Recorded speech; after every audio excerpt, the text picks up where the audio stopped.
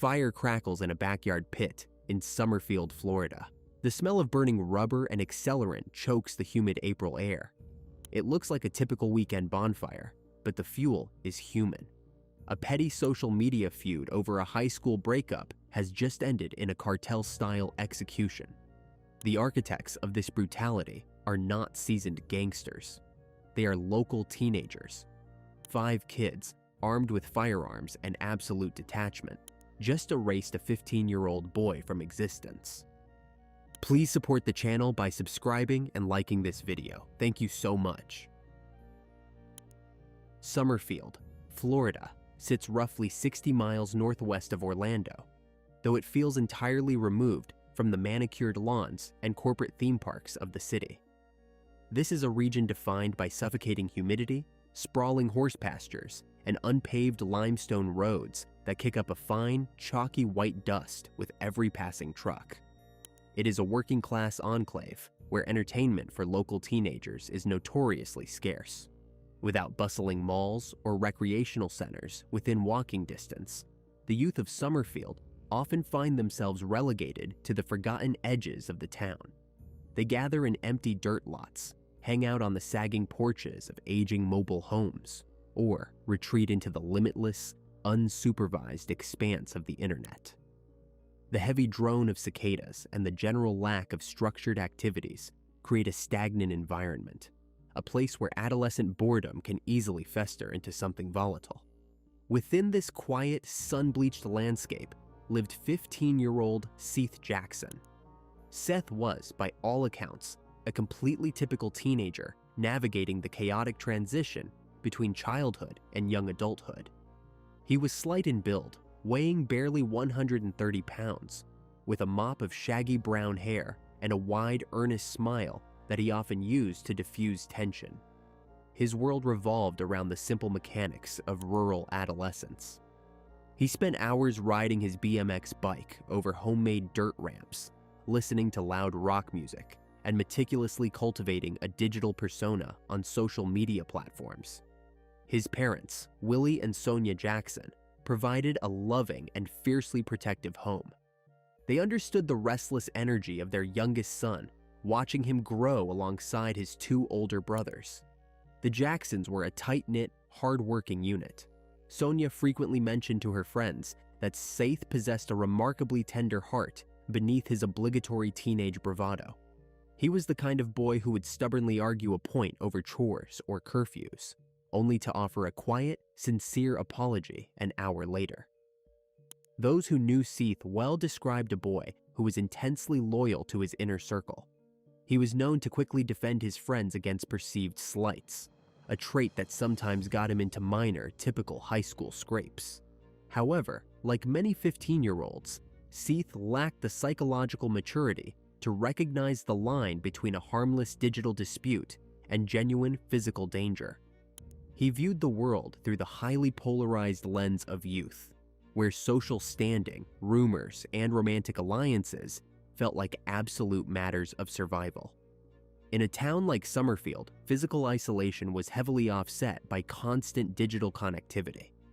For Seth and his peers, the internet was the ultimate social plaza and the primary battleground. Relationships were forged, tested, and utterly destroyed via text messages and public status updates. The glowing screen provided a dangerous false sense of security, a digital barrier that emboldened teenagers to hurl insults and threats they would never dare voice in a physical confrontation.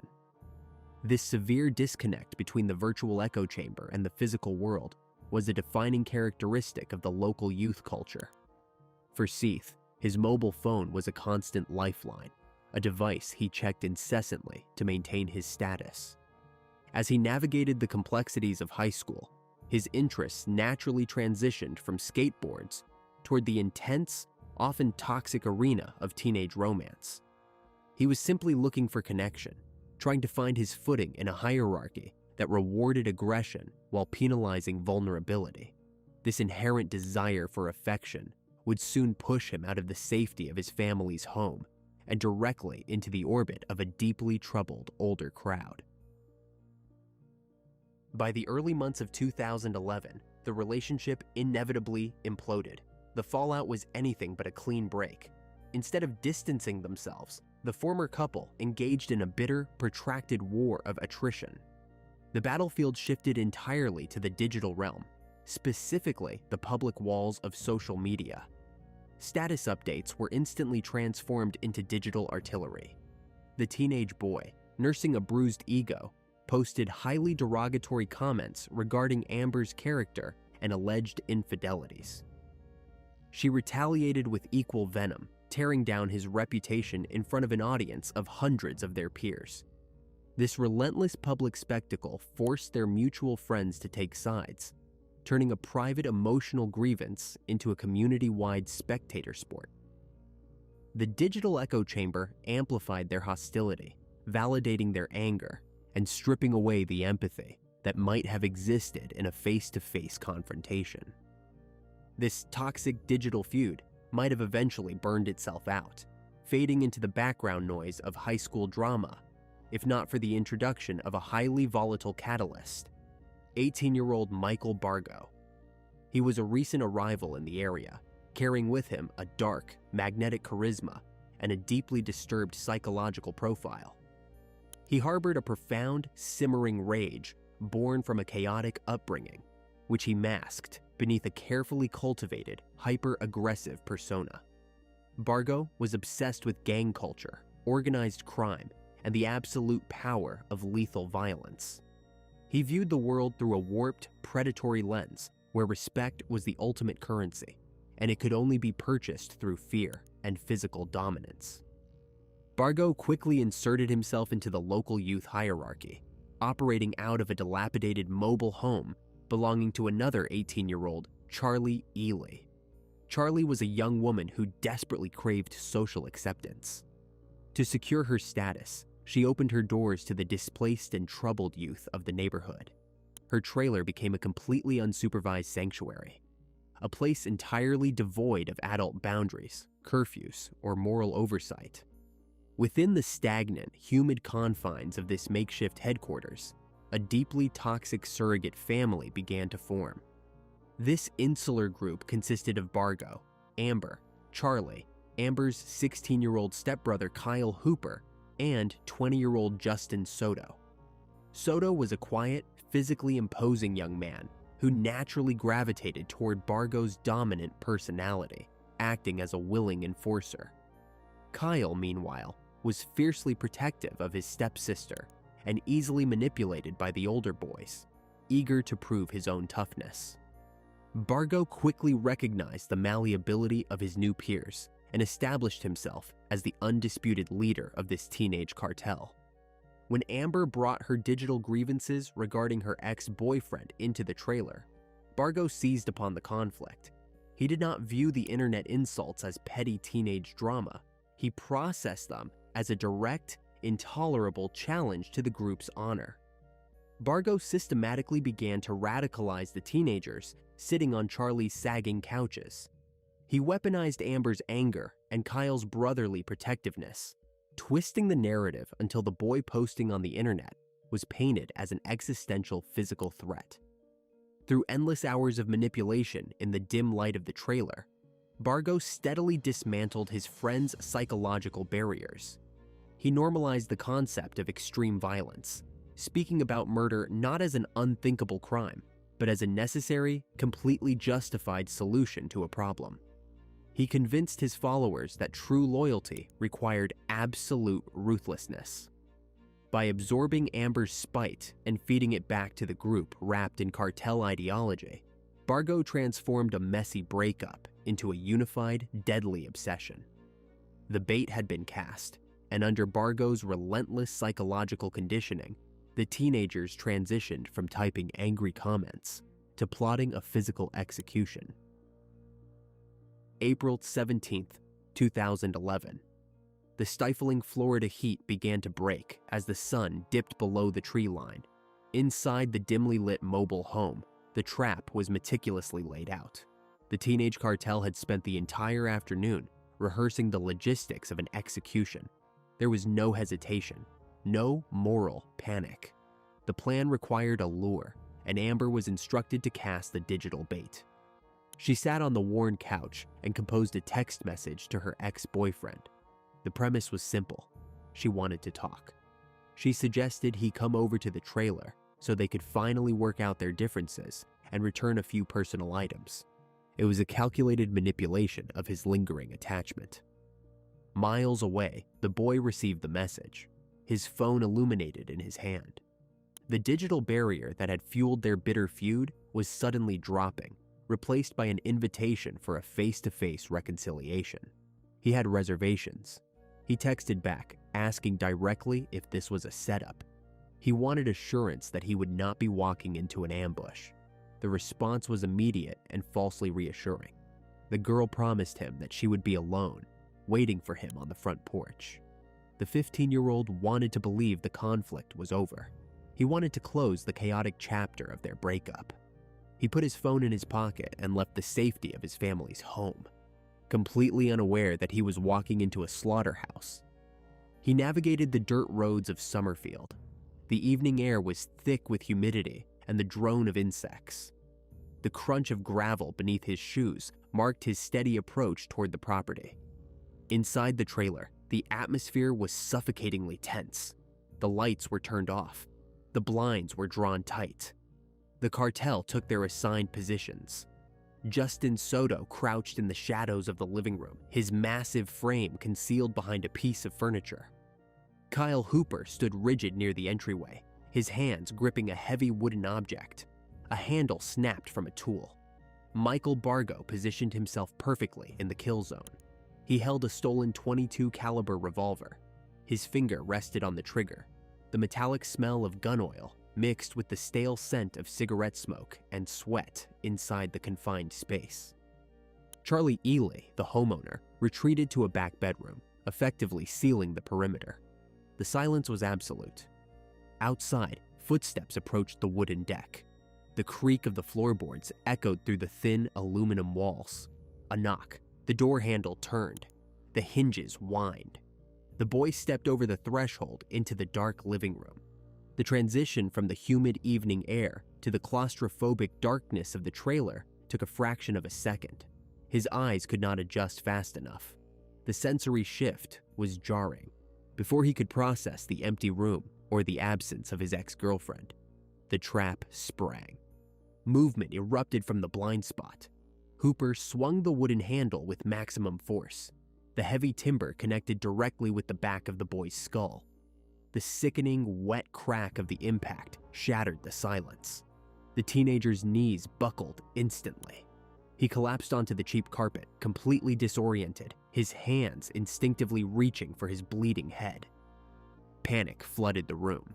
The target was down, but still conscious. He scrambled, trying to find the exit, trying to pull himself back toward the door. Bargo stepped out of the shadows. The cold detachment in his eyes was absolute. He raised the .22 caliber revolver. He aimed at the struggling boy. A deafening crack. The muzzle flash illuminated the cramped living room in a harsh, strobe-like burst. The bullet struck the victim. The boy screamed. The agonizing sound of raw, physical terror bounced off the thin walls. He pleaded for his life. He frantically asked what he had done to deserve this, begging his former friends to stop. His words dissolved into choking gasps. There was no mercy. The group swarmed him like predators. Soto lunged forward, using his heavy frame to pin the bleeding teenager to the floor. The physical beating escalated into a frenzy. Fists and heavy boots rained down on the defenseless boy. Bones fractured under the sheer weight of the assault. The metallic scent of blood rapidly overpowered the stale air of the trailer. The victim fought with the desperate, adrenaline-fueled strength of someone realizing they are going to die. He managed to twist his body, attempting to crawl down the narrow hallway. He left a thick, dark smear across the linoleum. Bargo followed calmly. The older teenager viewed the struggling boy not as a human being, but as a problem that required a final solution. He fired the revolver again. The shot hit the victim in the lower extremities, specifically targeting his kneecaps to completely neutralize his mobility. The boy collapsed face first into the hallway. The enforcers grabbed him by the arms and ankles. They dragged his limp, bleeding body into the cramped bathroom. They hoisted him over the edge of the fiberglass bathtub and dropped him inside. The hard porcelain echoed with the impact. The boy was still breathing. His chest heaved erratically. He was drowning in his own blood, yet still attempting to form words, still asking for a reason. Bargo stood over the tub. He looked down at the ruined, broken teenager. The leader of the teenage cartel raised the weapon one last time. He pointed the barrel directly at the boy's face. He pulled the trigger. The final shot was muffled by the enclosed space of the bathroom. The boy's body twitched, then went completely still. The frantic, violent energy of the ambush abruptly vanished, replaced by a heavy, ringing silence. The execution was complete, but the mechanics of the cover-up were just beginning. The group immediately transitioned from murderers to an organized sanitation crew. There was no panic regarding the dead body in the bathtub. They operated with a chilling, methodical efficiency. They retrieved a blue sleeping bag from one of the bedrooms.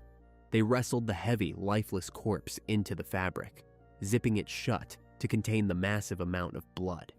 They carried the makeshift body bag out the back door. The humid night air provided a stark contrast to the slaughterhouse inside. They dragged the burden across the sandy dirt of the backyard. They dropped it directly into a shallow, circular fire pit constructed from loose bricks and stones. To destroy the physical evidence, they needed extreme heat. The teenagers began piling debris directly on top of the sleeping bag.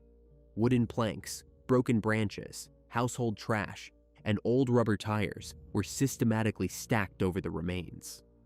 The tires were a strategic choice. Burning rubber generates an internal temperature exceeding 1,000 degrees Fahrenheit and produces a thick, acrid black smoke that masks the distinct, horrific stench of burning human flesh. Bargo retrieved a plastic canister of gasoline. He sloshed the accelerant generously over the makeshift pyre. The liquid soaked into the wood and pooled in the dirt. A single match was struck. The ignition was explosive. A massive pillar of orange fire roared into the dark Florida sky. The sudden wave of blistering heat forced the teenagers to step back. The flames consumed the sleeping bag instantly. The backyard was bathed in an eerie, flickering light. For hours, the teenage cartel sat around the fire pit. They watched the blaze consume their victim. The heavy smell of sulfur, melting rubber, and burning bone rolled across the property. Occasionally, one of them would stand up, grab a long metal pole, and casually stoke the embers to ensure the fire burned evenly. They drank soda. They spoke about trivial things. They completely normalized the inferno burning just feet away from them. The fire smoldered deep into the early hours of Monday morning. As the sun began to rise, the intense heat finally died down, leaving behind a thick bed of gray ash. The cleanup resumed. They approached the pit with heavy metal shovels. The human body does not burn cleanly in an open fire. Large fragments of bone, teeth, and charred tissue remained stubbornly intact among the wires of the melted tires. The teenagers used the flat blades of the shovels and heavy concrete cinder blocks to smash the remaining bone fragments into a fine, unrecognizable powder. They swept the horrific debris into several 5-gallon plastic paint buckets. They packed the ash tight, securing the lids with heavy strikes from their palms. The physical existence of the 15-year-old boy had been reduced to a few dozen pounds of gray grit, sealed inside hardware store buckets. The living room carpet was ripped up and thrown into the dying embers. The bathtub was scrubbed with harsh chemical bleach. By the time the Florida sun was fully in the sky, the trailer park looked completely normal. The teenage cartel locked the doors and went to sleep, leaving the neighborhood utterly unaware of the absolute savagery that had just occurred. The morning of Monday, April 18th, brought a suffocating quiet to the Jackson household. Willie and Sonia awoke to find their son's bedroom empty. His bed had not been slept in. At first, the parents leaned on the rational explanations typical of raising an adolescent. They assumed he had stayed over at a friend's house without calling or had fallen asleep on a neighbor's couch after a long night of roaming the dirt roads of Summerfield. However, as the morning stretched into the early afternoon, that initial parental annoyance curdled into genuine panic. Their boy was fiercely tethered to his mobile phone, constantly updating his location or messaging his brothers. A total communication blackout was entirely out of character. Sonia began a frantic physical and digital sweep. She drove her vehicle slowly through the neighborhood, covering miles of unpaved limestone roads, rolling down the windows to look for any sign of his familiar bicycle. She checked the empty dirt lots, the convenience store parking areas, and the sagging porches where the local youth usually congregated. The temperature was already climbing toward 90 degrees Fahrenheit, making the air feel heavy and oppressive. There was no physical sign of him. Returning home, she logged onto his social media profiles. The digital plaza that usually documented every mundane detail of his life was completely stagnant. His last footprint was the text message exchange from the previous evening. After that, absolute silence. The parents contacted local law enforcement and officially reported him missing. Deputies began conducting routine checks, initially classifying the situation as a standard runaway case, a common occurrence in the rural Florida heat. While the family frantically printed homemade flyers and taped them to wooden utility poles across the county, the architects of their nightmare were behaving with a chilling, sociopathic level of normalcy. The perpetrators simply resumed their daily routines. They woke up in the trailer, stepped over the bare floorboards where the living room carpet used to be, and went about their Monday. The female decoy attended her classes, walking the linoleum hallways of the local high school without a single tremor of guilt. Her stepbrother sat in the cafeteria, eating lunch surrounded by hundreds of other students. The older members of the cartel lounged around the mobile home, smoking and watching daytime television. They exhibited zero signs of psychological distress. The sheer disconnect between the extreme brutality of the Sunday night execution and their Monday morning apathy was staggering. They believed their mechanical cover-up, the burning tires generating intense heat, the chemical bleach, the heavy plastic buckets filled with ash, had completely erased the crime. They felt entirely insulated from consequence. However, the perpetrators severely underestimated the volatile nature of the teenage social ecosystem. In a working-class enclave where entertainment was scarce, gossip was the primary currency, and a secret of this magnitude possessed an incredibly short shelf life. The digital connectivity that had previously fueled the deadly feud now became the very mechanism that exposed them. The human brain, especially an adolescent one, is rarely equipped to process the sheer psychological weight of taking a life without fracturing.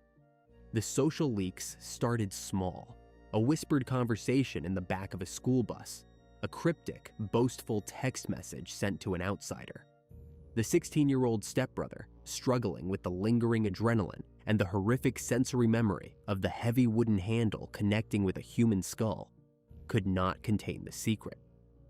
He began telling a few trusted peers what he had participated in.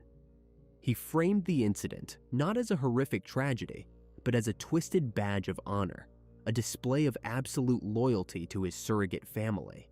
He expected validation from his peers. Instead, he ignited an uncontrollable wildfire of rumors. Within 48 hours, the local youth network was completely saturated with dark whispers. The social echo of the crime was deafening, bouncing across hundreds of glowing mobile screens.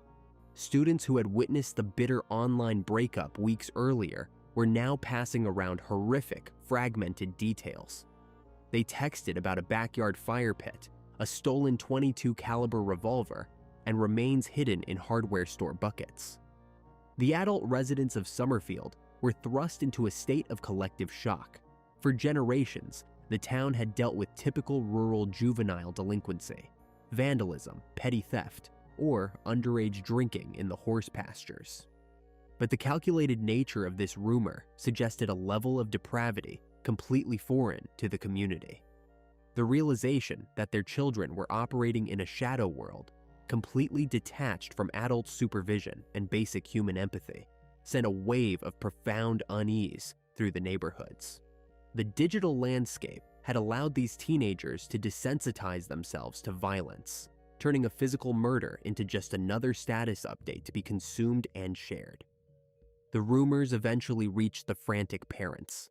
The missing boy's mother received a devastating phone call from a crying teenager, an acquaintance of her son. The caller repeated the gruesome, highly specific whispers circulating online. The mother's heart shattered as the narrative instantly shifted from a hopeful missing persons search to a grim homicide hunt. She immediately relayed this fragmented, horrifying information to the local deputies. The authorities, realizing this was no longer a routine runaway case, shifted their entire operational focus directly onto the social circle of the missing boy. The invisible digital trail of text messages, status updates, and frantic rumors all pointed like a magnetic compass toward one specific location: the dilapidated mobile home in the trailer park. The police cruisers turned their tires onto the unpaved dirt roads, kicking up heavy clouds of white dust as they accelerated toward the property. The brief period of quiet detachment for the teenage cartel was rapidly closing. Each suspect was placed in a separate, sterile interrogation room. They recited the exact same narrative with chilling precision. They openly acknowledged the bitter digital feud. They admitted there was bad blood over the recent breakup, but they smoothly claimed the missing boy had never showed up to their property on Sunday night. To further complicate the timeline and insulate themselves, the group had engaged in deliberate, highly calculated digital misdirection. They had taken the victim's stolen cell phone and sent a series of fabricated text messages to his mutual friends, claiming he was running away to a different county to escape the local drama. This digital red herring successfully derailed the investigation for several crucial hours. Detectives were forced to chase down completely fabricated leads, tracking phantom sightings of a dark sedan supposedly speeding away from the neighborhood late Sunday night. The authorities dispatched multiple patrol units to search remote, sun-baked stretches of the interstate highway, wasting valuable time and manpower. They interviewed gas station attendants and reviewed grainy security footage that led absolutely nowhere. The perpetrators had successfully weaponized their innate understanding of mobile technology to create a ghost trail. And for a brief, agonizing period, the police were entirely lost in the digital weeds. However, the architects of this cover-up were not hardened, disciplined criminals. They were impulsive juveniles operating on borrowed confidence. Experienced homicide detectives quickly recognized that the group's alibis were simply too synchronized. There were zero natural variations in their stories. The absolute lack of emotional response from the former girlfriend was particularly jarring to the seasoned investigators. She sat under the harsh fluorescent lights, completely detached, casually chewing gum and offering nothing but cold, blank stares when asked about the boy she had once claimed to love. The investigators realized they were fighting a psychological war, so they immediately shifted their strategy. They stopped looking for physical evidence and initiated a campaign of intense psychological pressure. They knew they had to fracture the group's loyalty by directly targeting the weakest links in the chain. They focused their interrogations intensely on the 16-year-old stepbrother and the 18-year-old female homeowner. The atmosphere inside the cramped interrogation rooms grew suffocating. Detectives utilized the classic, relentless technique of isolation. They suggested to each teenager that the others in the adjacent rooms were already talking, completely selling them out. They calmly explained that the very first person to cooperate would be the only one to avoid a mandatory life sentence in a maximum security prison. The illusion of the cartel's invincibility began to dissolve under the harsh reality of the concrete walls and the unrelenting, targeted line of questioning. The juvenile bravado that had flourished in the dim, unsupervised light of the trailer evaporated completely in the sterile police station. The critical fracture occurred late in the evening. The 16-year-old stepbrother simply could not maintain the sociopathic facade. The horrific sensory memories of the execution, the wet, heavy crack of the wooden handle against a human skull, the deafening blast of the .22 caliber revolver echoing in the enclosed hallway, the acrid, choking smell of burning tires were actively destroying his fragile psyche. He broke down completely. He wept uncontrollably, burying his face in his hands, and confessed to his direct participation in the ambush. Through violent, breathless sobs, he detailed the entire timeline to the investigators. He described the malicious digital bait used to lure the victim. He explained the specific assigned roles each member played in the living room trap. He confirmed the devastating reality that the missing 15-year-old boy was dead.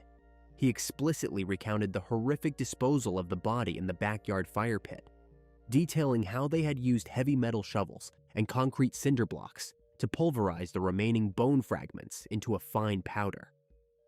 The detectives listened in absolute stunned silence. The sheer level of organized depravity was difficult to process. The investigation immediately transitioned from a frantic missing persons search into a grim, highly focused recovery operation. The suspect provided the exact geographical coordinates where the physical evidence had been permanently discarded. The cleanup crew had not kept the remains at the trailer park. To ensure the body was never found, they had transported the horrific debris to an isolated, flooded limestone quarry on the rural outskirts of the county. A specialized dive team was immediately dispatched to the coordinates. The quarry was a desolate industrial scar carved deep into the Florida landscape. The water was dark, entirely stagnant, and plunged to dangerous depths exceeding 60 feet. The surrounding banks were incredibly steep, composed of jagged, unforgiving white rock that reflected the blinding afternoon sun. Divers suited up in heavy neoprene gear and descended into the murky, tepid water. Visibility was virtually zero. They had to rely entirely on touch, sweeping their hands methodically across the silty, trash-strewn bottom of the quarry. The surface support team waited on the banks in tense, heavy silence. The ambient temperature hovered near 95 degrees Fahrenheit, making the air feel thick and unbreathable. Minutes dragged into agonizing hours. Then, a breakthrough. A diver breached the surface of the water, aggressively waving his hand to signal the recovery team. They had successfully located the targets resting on a submerged rocky shelf, roughly 20 feet below the surface. Heavy nylon ropes were immediately deployed from the shore. The divers carefully rigged the submerged objects and signaled for them to be hoisted up the steep embankment. 3 5-gallon plastic paint buckets broke the surface of the water. The heavy plastic lids were still tightly sealed, just as the teenagers had left them. Stagnant quarry water cascaded down the sides of the white plastic as they were slowly hauled onto the jagged rocks. The crime scene technicians approached the buckets with extreme caution. They used metal tools to pry the plastic lids open. Inside, they found a dense, horrific, waterlogged mixture of gray ash, melted steel wire from the rubber tires, and fragments of shattered bone. The physical existence of a human life, weighing barely 30 pounds in total, had been casually scooped into hardware store containers and thrown into a flooded pit. The recovery of the paint buckets provided the undeniable physical proof required to entirely dismantle the teenage cartel. Arrest warrants were instantly drafted and executed. The remaining members, who were still sleeping in their beds or casually walking through their neighborhoods, were violently pulled from their fabricated reality. The authorities swarmed the properties, placing the ringleader and the rest of his enforcers in heavy steel handcuffs. The wall of lies had collapsed. The digital echo chamber was permanently silenced. The judicial reckoning for the teenage cartel was swift and completely devoid of the bravado they had previously exhibited inside the mobile home. In the sterile, heavily guarded confines of the Marion County Courthouse, the severe reality of their actions finally crushed the group. Their desperate defense strategy of blaming one another collapsed entirely against the overwhelming physical evidence retrieved from the flooded quarry and the sheer weight of their own recorded confessions. The female decoy, her younger stepbrother, the mobile homeowner, and the physically imposing enforcer were all convicted of first-degree murder. The presiding judge handed down mandatory life sentences without the possibility of parole. They were permanently removed from the public sphere, destined to age and eventually die within the unforgiving, violent environment of the state penitentiary system. The ringleader faced a vastly different, far more severe judicial outcome. The prosecution systematically demonstrated that his role as the absolute architect of the execution, coupled with his chilling lack of remorse, demanded the ultimate punishment. The jury agreed without hesitation.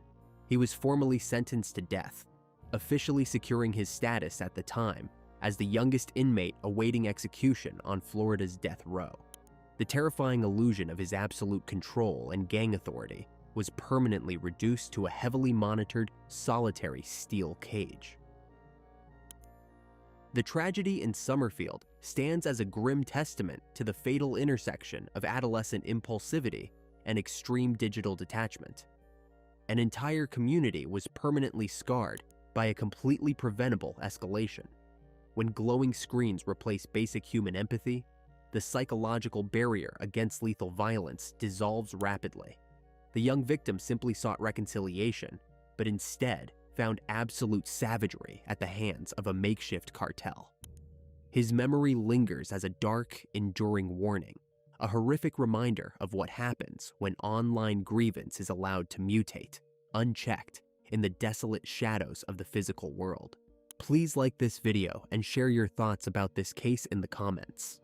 Be sure to check out our previous videos as well. See you soon. To understand a crime scene is to know exactly how to dismantle one. A seasoned investigator knows the lifespan of a fingerprint, the trajectory of blood spatter, and the damning permanence of bone. But when the architect of a murder is the very person trained to solve them, the rules inevitably warp. In the suffocating heat of Pensacola, Florida, a desperate need for $34,000 drove a former forensics expert to point a gun at her closest friend, and then bury the evidence beneath a mountain of wet concrete. She believed her intimate knowledge of the law would be the perfect shield until the concrete began to dry. Please support the channel by subscribing and liking this video. Thank you so much. Pensacola, Florida, operates as a rigid hub for military personnel and law enforcement agencies. It is a strictly functional environment defined by its concrete infrastructure and dense urban grid.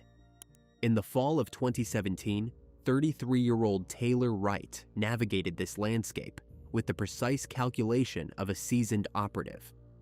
She had spent her early career wearing a badge as a sworn police officer in North Carolina before transitioning into the private sector as a licensed investigator. Her daily existence demanded constant vigilance, a tactical mindset that permeated every aspect of her life. Standing 5 feet 5 inches and weighing 130 pounds, Taylor carried herself with a defensive posture.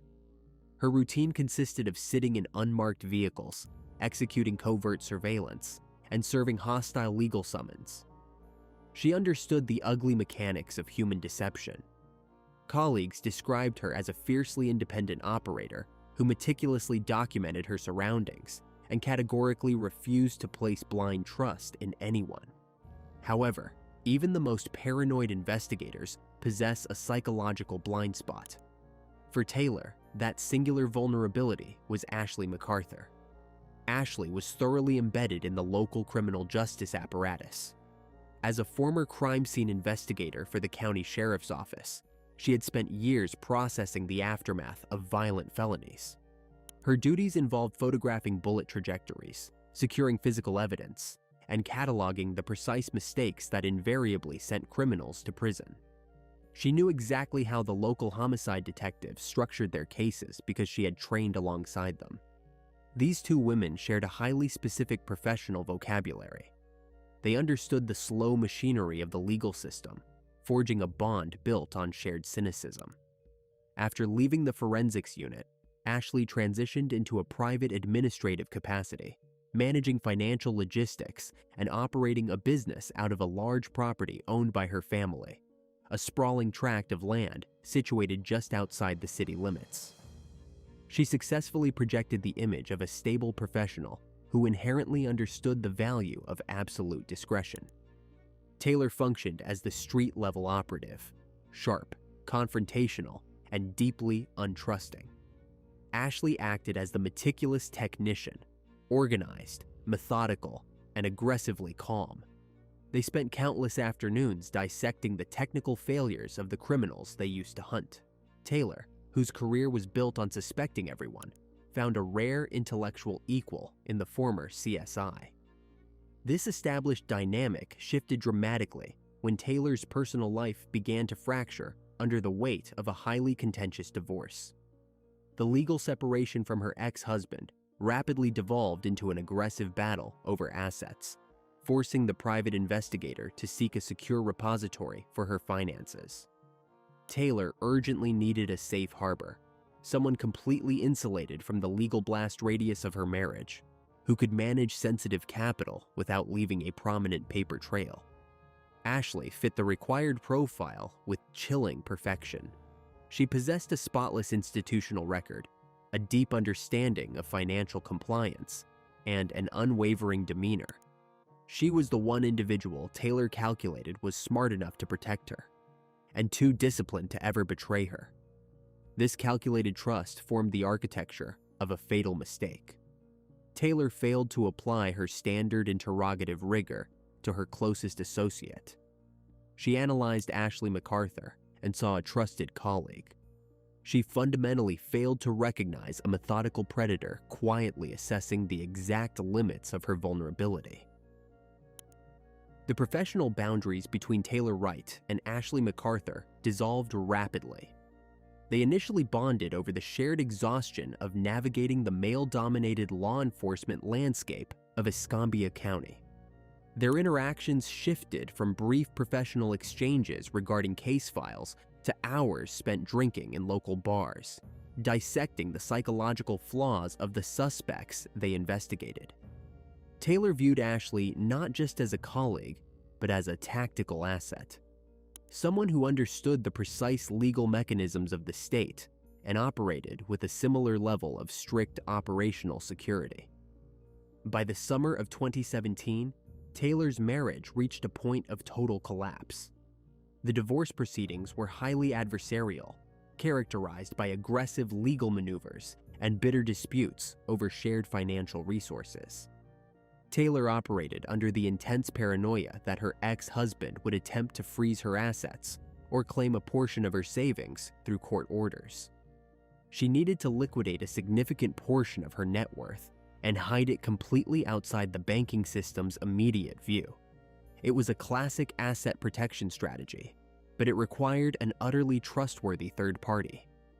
The private investigator managed to secure a cashier's check for exactly $34,000. This piece of paper represented her absolute financial independence, her essential escape fund to establish a new life with her girlfriend in North Carolina once the divorce finalized. However, holding a cashier's check of that magnitude was a massive liability. If her ex-husband's attorneys demanded an audit, a check in her name could easily be traced and seized. She required a proxy, a completely secure, living vault. She brought the problem directly to Ashley.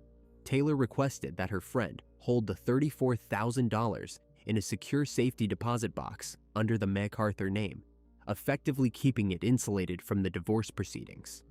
Ashley agreed without a moment of hesitation. She assured Taylor that the funds would be placed in a physical vault, untouched and untraceable, ready for withdrawal the exact moment the legal dust settled. Taylor handed over the check, experiencing a profound sense of relief. She had utilized her trusted professional network to outmaneuver the legal system. That single transaction marked the beginning of a massive, systematic deception. Ashley MacArthur never rented a safety deposit box. She never placed the check inside a secure physical vault. On August 16, 2017, the former crime scene investigator walked into a local bank branch and deposited the entire $34,000 directly into her own personal checking account. The psychological profile of Ashley during this period is a study in absolute, chilling detachment. While Taylor was actively fighting a contentious legal battle, operating under the assumption her life savings were secure, Ashley began systematically draining the account. The bank records would later reveal a rapid, undeniable pattern of consumption. Ashley utilized Taylor's escape fund to finance a comfortable lifestyle, purchasing expensive meals, covering personal bills, buying a boat, and funding drinking sessions at the very bars where she sat right next to Taylor. Every single time the two women met, Ashley looked directly at the private investigator, fully aware she was actively burning through the woman's only financial safety net. This was not an impulsive, one-time theft. It was a sustained, daily choice to defraud a desperate friend. Ashley understood the exact consequences of her actions. As a former forensics expert, she knew intimately that financial records are permanent, leaving a digital footprint that is impossible to erase. Yet her sheer hubris convinced her she could manipulate the timeline, somehow replenish the stolen funds, or indefinitely delay Taylor's inevitable request to access the money. By early September, the pressure began to mount rapidly. Taylor's legal situation was stabilizing, and she started making concrete plans to finalize her relocation. She needed her capital immediately. The private investigator initiated contact with Ashley, asking to retrieve a portion of the funds to cover upcoming housing and relocation expenses. Ashley's response strategy relied entirely on calculated delays. She informed Taylor that accessing the safety deposit box required specific banking appointments and that the bank's operational hours conflicted with her demanding business schedule. When Taylor pressed harder, Ashley fabricated elaborate, detailed stories regarding lost keys, uncooperative bank managers, and bureaucratic errors.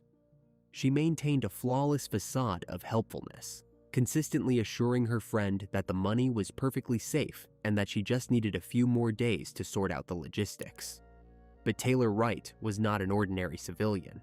She was a licensed private investigator whose entire career was built on detecting inconsistencies in human behavior. The excuses quickly stopped making sense.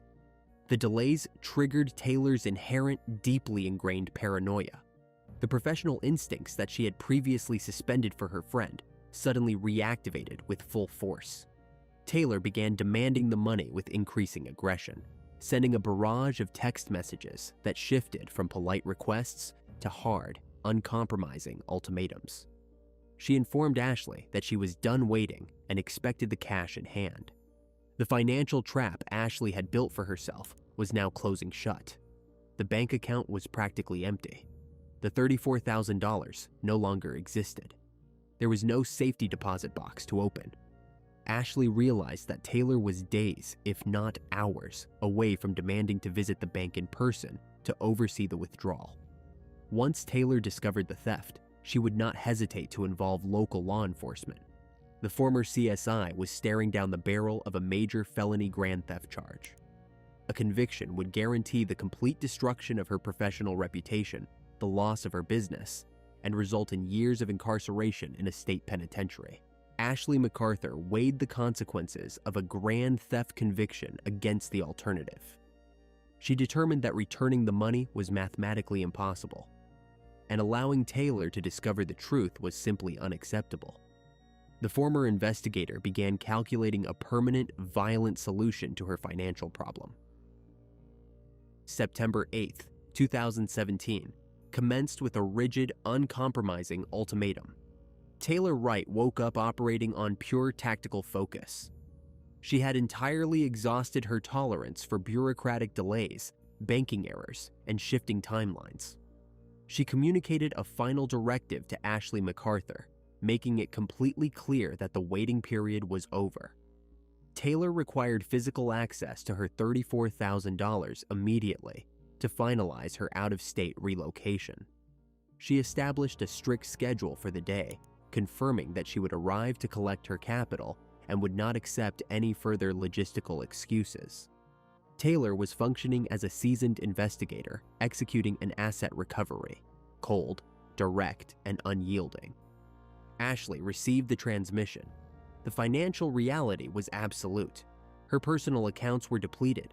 The stolen funds were completely liquidated, converted into a boat, expensive bar tabs, and daily lifestyle maintenance. The former crime scene investigator recognized that her structural deception had reached its terminal point. Within a matter of hours, Taylor would realize the safety deposit box did not exist. Ashley rapidly evaluated her options. Reimbursing the money was mathematically impossible. Confessing to the theft guaranteed a felony conviction and immediate incarceration. She discarded both options and initiated a permanent violent protocol. Instead of preparing a bank draft, she secured a firearm. The weapon was not a prop. It was a lethal tool she was fully trained to deploy. Ashley proposed a minor alteration to the day's itinerary. She instructed Taylor to meet her, suggesting they first run a brief errand at a large tract of land owned by the MacArthur family before heading to the bank branch. The property was a sprawling agricultural site situated far beyond the dense, monitored urban grid of Pensacola. Taylor, maintaining her focus entirely on the impending financial transfer, agreed to the geographical detour. She climbed into the passenger seat of the vehicle, sitting mere inches from the woman who had methodically drained her life savings. The transit to the rural property progressed without any recorded distress. Taylor operated under the false assumption that the tension between them was purely administrative. She remained completely blind to the lethal threat vector actively driving the car. Ashley maintained strict physiological control. Her extensive background in law enforcement operations allowed her to suppress adrenaline spikes during high-risk scenarios. She calculated the spatial isolation of the farm, the lack of surveillance infrastructure, and the auditory masking provided by the expansive rural perimeter. They arrived at the family compound in the early afternoon. The site was completely devoid of contractors, family members, or witnesses. It consisted of several acres of undeveloped dirt, scattered metal outbuildings, and heavy machinery. Ashley parked the vehicle near a cluster of storage sheds. The ground beneath their boots was heavily compacted and uneven. Both women exited the vehicle. Taylor expected a rapid task completion. She monitored her phone, calculating the remaining time before the local financial institutions closed their doors for the weekend. Ashley positioned herself with calculated precision. She required Taylor to turn away. As a former forensics technician, Ashley understood the catastrophic consequences of a frontal assault. Face-to-face violence generates defensive wounds, erratic struggle marks, and chaotic biological spatter patterns that are nearly impossible to sanitize completely. A strike executed from the rear is clinically efficient. It nullifies the victim's ability to engage in combat and restricts the physical evidence to a highly concentrated, predictable zone. Taylor turned her back. She faced the distant tree line. Ashley raised the firearm. She aimed directly at the back of her friend's skull. She pulled the trigger. The detonation was singular and absolute. The projectile severed the brainstem. Complete neurological collapse occurred in a fraction of a second. Taylor dropped straight down. There was no physical struggle. There were no defensive maneuvers. The 130-pound body hit the compacted dirt with a heavy, unceremonious thud. The sharp, acrid smell of burnt gunpowder instantly permeated the immediate perimeter. The ringing in the air faded. The former crime scene investigator stood in total silence over the private operative.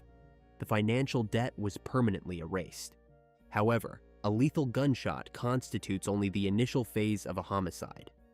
The subsequent concealment defines the success of the operation. Ashley transitioned instantly from an active shooter back into a forensic technician. She knew intimately that simply burying human remains in loose soil is a critical operational failure.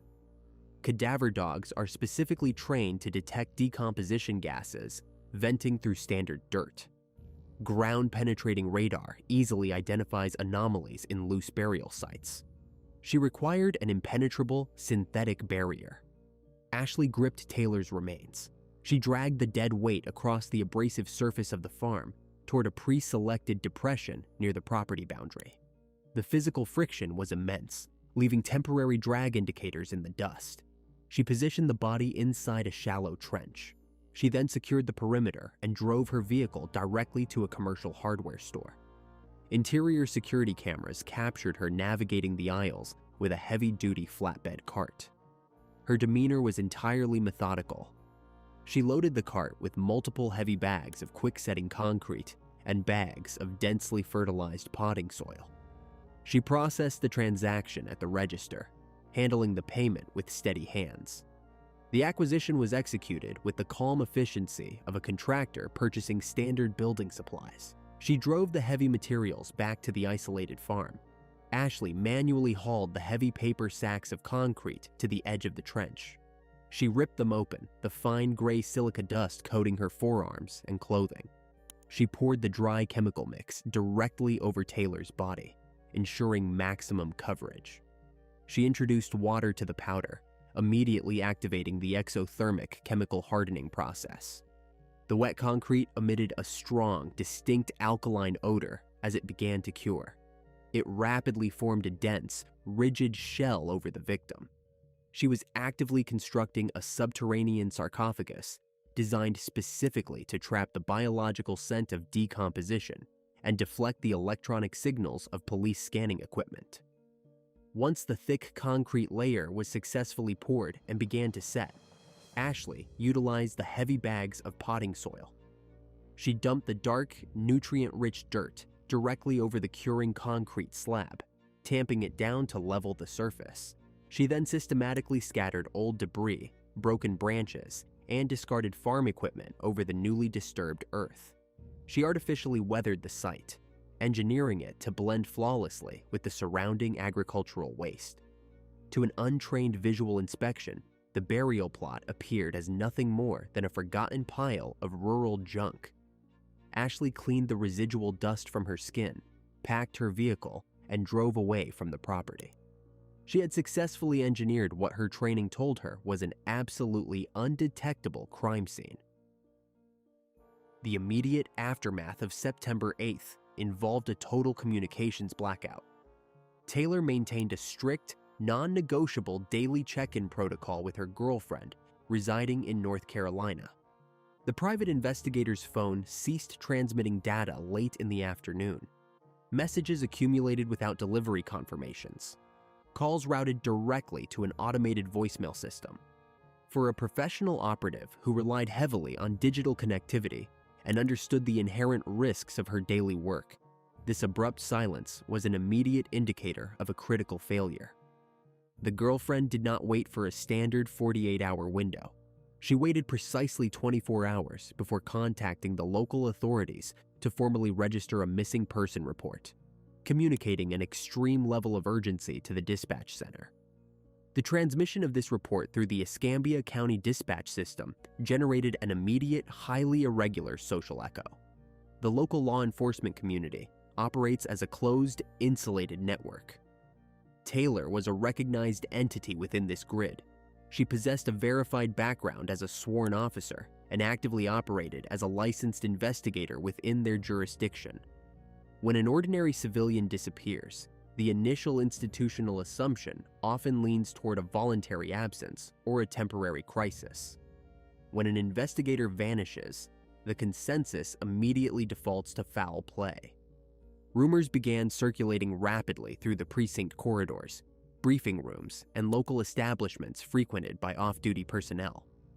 The prevailing theory suggested that Taylor had intercepted the wrong surveillance target or triggered a violent retaliation connected to an ongoing hostile investigation. The atmosphere in Pensacola shifted from routine daily operations to a state of heightened alert. Detectives who previously interacted with the missing woman treated the case not as a standard administrative file, but as a direct attack on one of their own adjacent professionals. The internal pressure to generate immediate results was immense.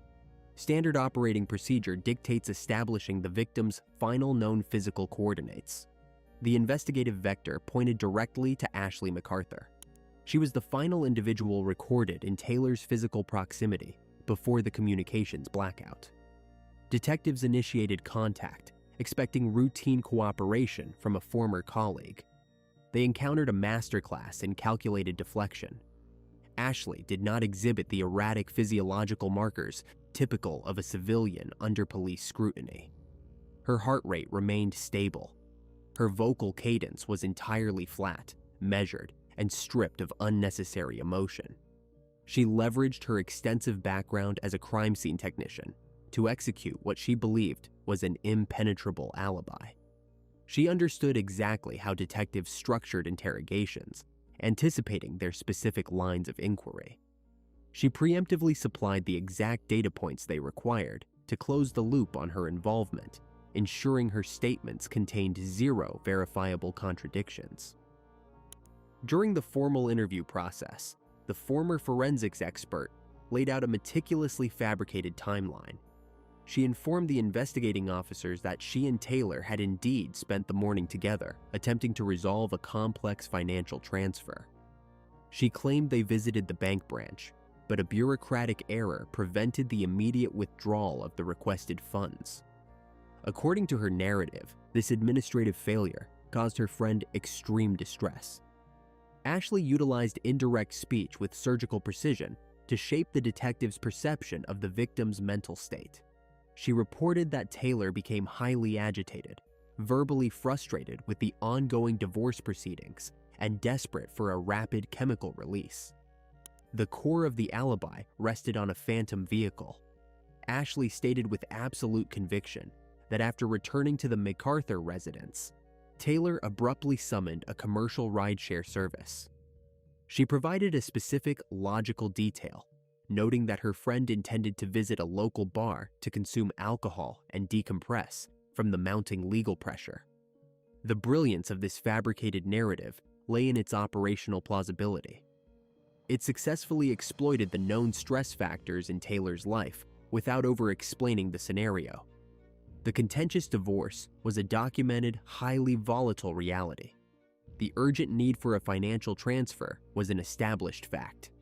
A sudden desire to isolate and consume alcohol fit the behavioral profile of an individual operating under extreme psychological strain. Ashley gave the police exactly what they expected to hear. She fortified this lie by actively playing the role of the concerned, highly cooperative colleague. She voluntarily surrendered her mobile device for forensic extraction, knowing the immediate digital trail supported her bank visit narrative. She provided the detectives with physical access to her primary residence, fully aware the actual crime scene was located miles away on a separate agricultural property. She even engaged in the preliminary search efforts, maintaining constant communication with the investigative team. Every action was a calculated maneuver designed to position herself as a vital asset to the police, rather than a potential suspect. She spoke their specific institutional language, utilized correct penal code terminology, and presented a facade of absolute transparency. She knew that police officers naturally form an implicit bias toward individuals who share their professional background. The investigators initially absorbed the narrative without significant friction. The story aligned seamlessly with the available surface-level data.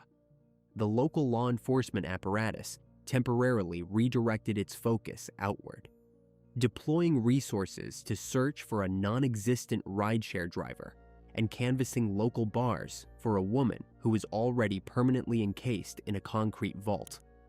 Ashley operated under the absolute assumption that her institutional knowledge had successfully manipulated the trajectory of the entire investigation. She firmly believed she had outsmarted the system she helped build. The initial trajectory of the investigation followed the path of least resistance, focusing entirely on the victim's fractured personal life.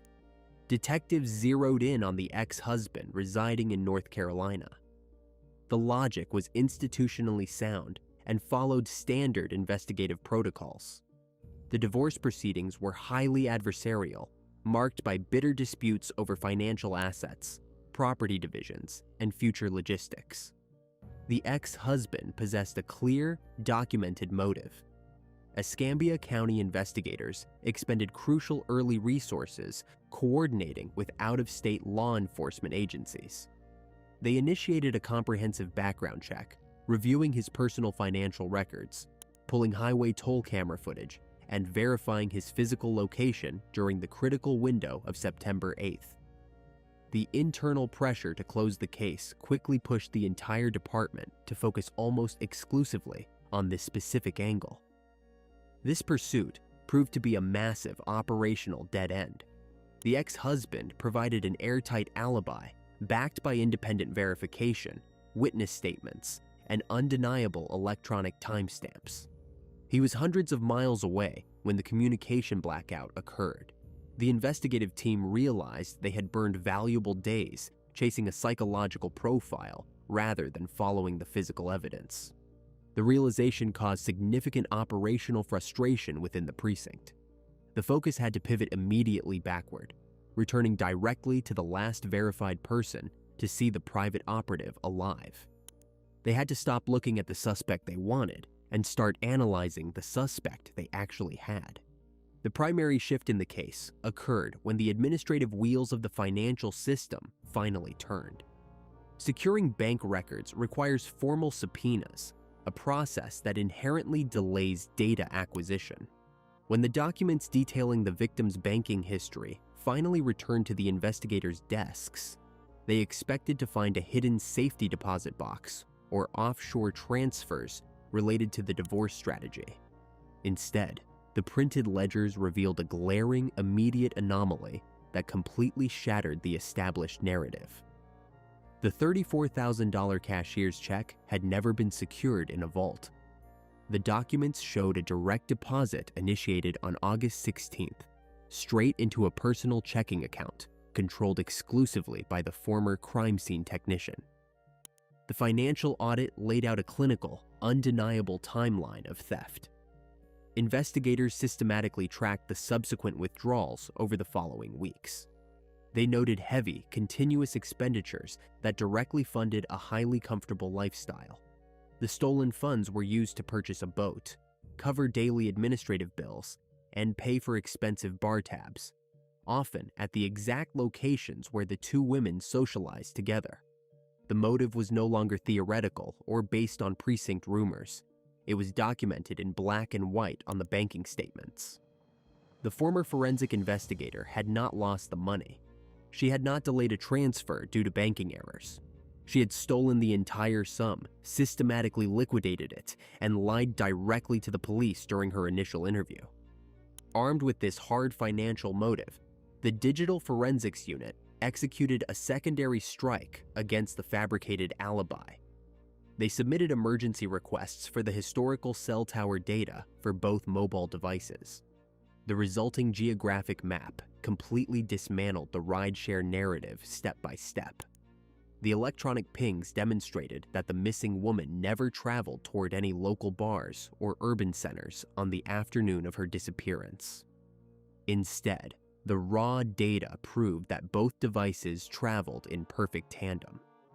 The signals pinged off towers moving steadily away from the dense city grid, tracking directly out of the municipal limits and terminating at a specific rural sector. The exact coordinates of the family-owned agricultural property. The digital footprint proved that the victim never left the farm alive. The investigative net closed with absolute precision. Financial investigators reviewed credit card transactions linked to the suspect on the exact day of the disappearance. They isolated a specific purchase made at a commercial hardware supplier mere hours after the victim's phone permanently ceased transmitting. Detectives secured the store's surveillance footage and the itemized receipt. The video displayed the former colleague calmly pushing a heavy-duty flatbed cart through the aisles. The receipt detailed the purchase of multiple heavy bags of quick-setting concrete and heavily fertilized potting soil. The correlation between a missing person, a stolen life savings, and the sudden acquisition of industrial burial materials triggered an immediate mobilization of the county's major crimes unit. The tactical approach shifted from a missing persons inquiry to a full-scale homicide recovery operation, A judge reviewed the accumulated electronic and financial data and signed a comprehensive search warrant for the rural property. The site was vast, cluttered with discarded metal, old machinery, and acres of hard-packed dirt. Securing the perimeter required a massive deployment of personnel. Standard search protocols were deemed insufficient for a suspect with advanced forensic training. Investigators deployed specialized cadaver dogs, specifically trained to detect human decomposition gases venting through standard soil. However, the animals exhibited erratic, confused behavior. They showed minor interest in specific sectors, but failed to provide a hard, definitive alert. The chemical barrier designed by the former technician was actively suppressing the biological indicators, proving that her forensic countermeasures were initially effective. Refusing to halt the operation, the search team transitioned to manual physical probing. Technicians formed a strict grid line and systematically drove solid metal rods deep into the earth, mapping the density of the soil across the perimeter. They focused on areas with disturbed dirt or unusual debris patterns. Behind a cluster of storage sheds, in an area artificially covered with old branches, scrap metal, and discarded agricultural equipment, a steel probe sank through a layer of soft dirt and struck a massive, impenetrable subsurface anomaly. It was a completely solid, flat structure that was entirely unnatural for the surrounding geology. Excavation crews moved in to secure the exact location. They cleared the surface debris by hand, removing the rusted metal and broken wood. Using shovels, they scraped away a thick, dark layer of potting soil that had been used to artificially level the ground. Beneath the nutrient-rich dirt, their tools hit a rigid, gray slab. It was a completely solid cap of cured concrete poured directly into a shallow, rectangular trench. The dimensions were unmistakable. The extraction required heavy mechanical tools and extreme operational caution. Crime scene technicians, operating in the exact forensic capacity their prime suspect once held, utilized jackhammers and heavy pry bars to fracture the synthetic shell. The physical labor was intense, the sharp cracks of breaking concrete echoing across the empty farm. The team had to strike the concrete with enough force to shatter it, while ensuring they did not compromise the evidentiary integrity of the remains locked beneath it. As the thick slab finally gave way and was pulled apart in heavy chunks, the suppressed biological evidence was immediately released. The remains were trapped perfectly within the hardened cast. The seasoned crime scene investigator had attempted to build an undetectable grave, but her perfect alibi was completely destroyed by the undeniable physical reality of the concrete sarcophagus. The concrete shell broke apart and the legal mechanism activated immediately. The former investigator was taken into custody. The judicial timeline moved with aggressive speed. Formal arraignment occurred within days of the arrest, firmly rejecting any opportunity for the defense to stall proceedings. The state possessed the financial ledgers, the cell tower coordinates, and the physical remains. During the trial, the courtroom dynamic was stripped of all professional courtesy. The defendant faced the exact forensic technicians she once worked alongside. Her defense attempted to shift focus back to the victim's volatile divorce, but the prosecution dismantled the theory using the defendant's own digital footprint. The hardware store receipts and bank deposits were presented as undeniable proof of a financially motivated assassination. The hubris of an expert, believing she could engineer a flawless crime, was systematically exposed by her peers. The jury required less than 90 minutes to evaluate the physical evidence. They returned a swift, unanimous verdict. The former technician was found guilty of first-degree premeditated murder. The presiding judge delivered a mandatory sentence of life in a state penitentiary, permanently locking her away from the justice system she once manipulated. The investigation into Ashley MacArthur proves a rigid truth about modern homicide. Forensic knowledge provides a tactical advantage, but it cannot permanently erase a digital financial footprint. The former technician understood the exact biological processes of decomposition and the shielding properties of heavy building materials. She systematically applied this training to execute a calculated assassination. However, the exact investigative procedures she once utilized to secure convictions ultimately secured her own. The concrete sarcophagus was designed to be an absolute void. Instead, it became the undeniable physical anchor that dragged her directly into a life sentence. Please like this video and share your thoughts about this case in the comments. Be sure to check out our previous videos as well. See you soon. Most wedding vows promise loyalty through sickness and health. On their wedding night, Kelly and Jason Cochran forged a vastly different kind of promise. A solemn blood pact binding them to murder anyone who dared to interfere with their marriage. For over a decade, this morbid covenant lay dormant in the shadows, until the freezing silence of an isolated Michigan neighborhood was violently shattered by a single, deafening gunshot inside an otherwise ordinary home. The trap had finally been sprung. Please support the channel by subscribing and liking this video. Thank you so much. Merrillville, Indiana is a sprawling industrial hub roughly 40 miles southeast of Chicago. It was here that Kelly Marie Gaboyan and Jason Cochran first crossed paths as teenagers in the late 1990s. From the outside, they appeared to be a standard Midwestern pair, but the internal architecture of their relationship was built on a deeply uneven, parasitic foundation. Kelly possessed an intense, calculating intelligence. Former classmates and teachers recalled a young woman who was always observing, always analyzing the psychological weak points of those around her. She didn't just want companionship, she required absolute, unquestioned dominance. Acquaintances noted to investigators that Kelly frequently steered conversations to highlight her own superiority, ensuring everyone in the room understood she operated on a higher intellectual plane. She viewed people not as peers, but as utility objects to be arranged according to her immediate needs. Jason was entirely pliant.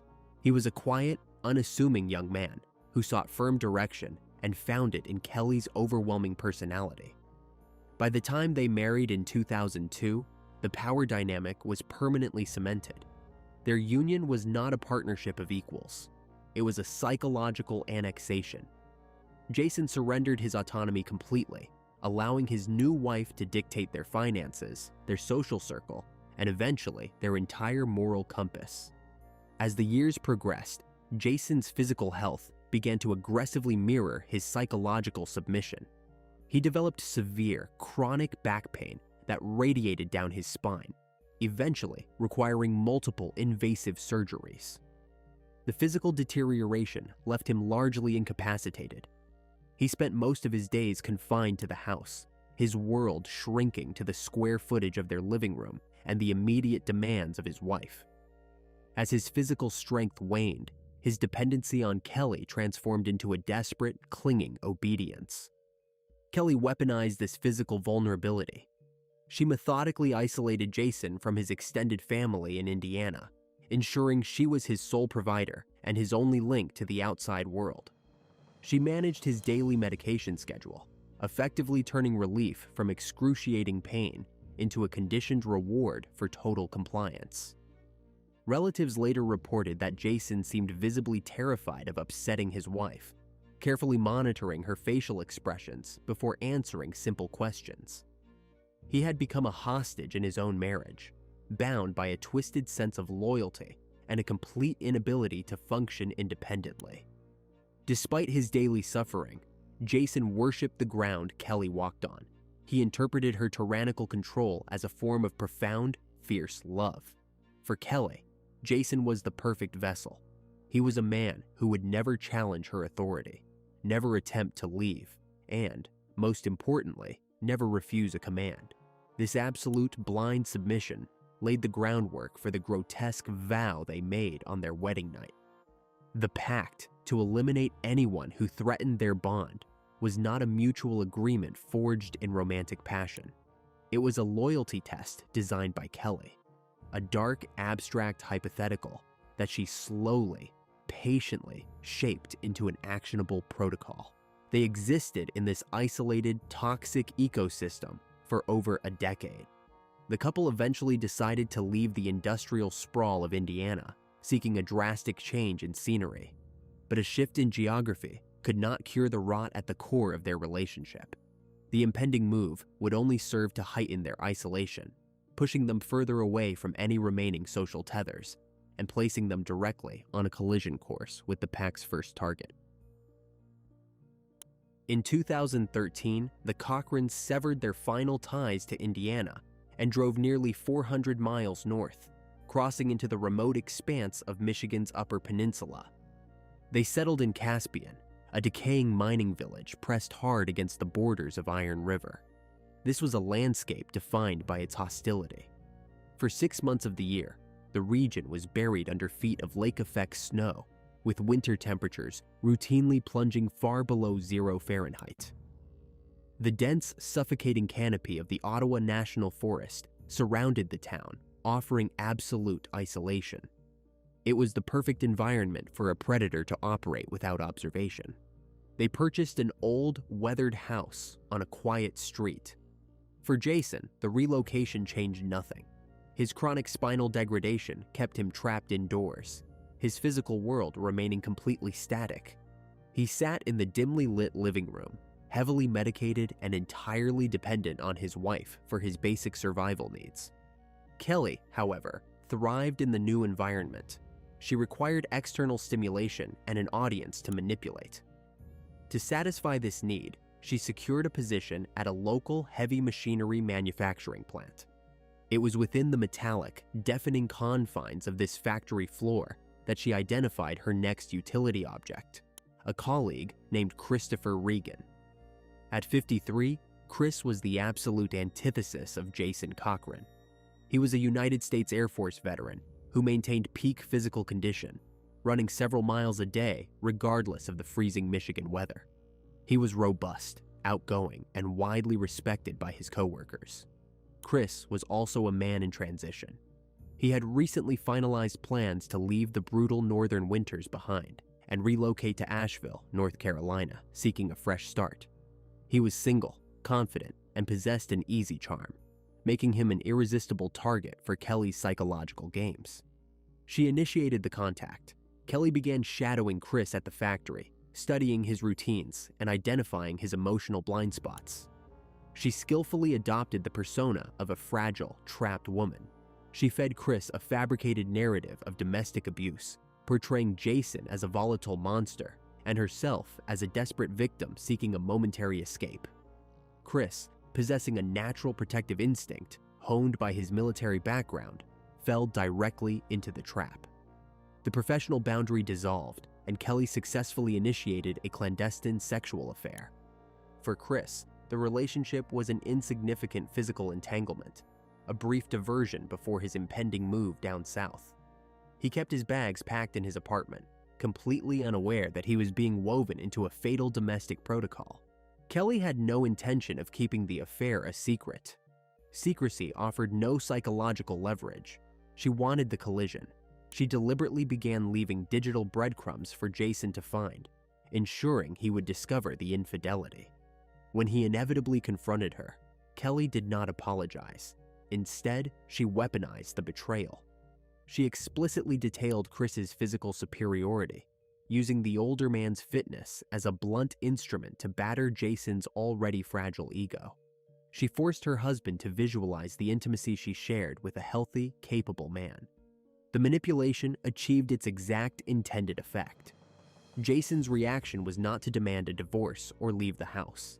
His pathological terror of abandonment fused with a sudden, violent surge of jealousy. His submission morphed into a desperate need to eliminate the competition and reclaim his wife's undivided attention. It was at this precise juncture that Kelly casually reintroduced the concept of their wedding night vow.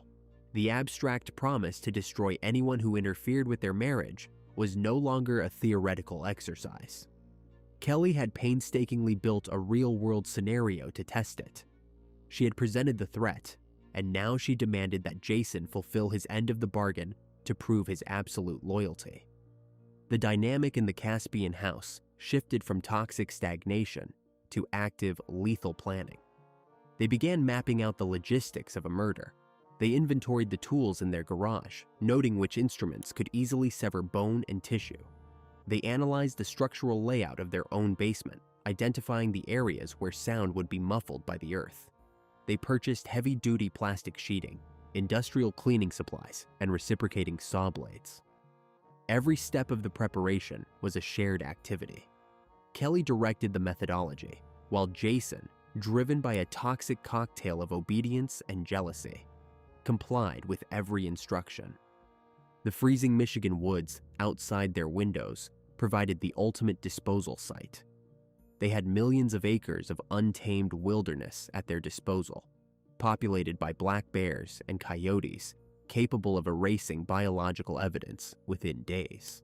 Chris Regan continued his daily runs through the snow, finalized his moving arrangements, and occasionally visited Kelly, completely blind to the fact that he was no longer a lover. He had been reclassified as a target. The trap was fully constructed. All Kelly had to do was invite him inside. October 14th, 2014, arrived with the bitter, damp cold typical of late autumn in the Upper Peninsula.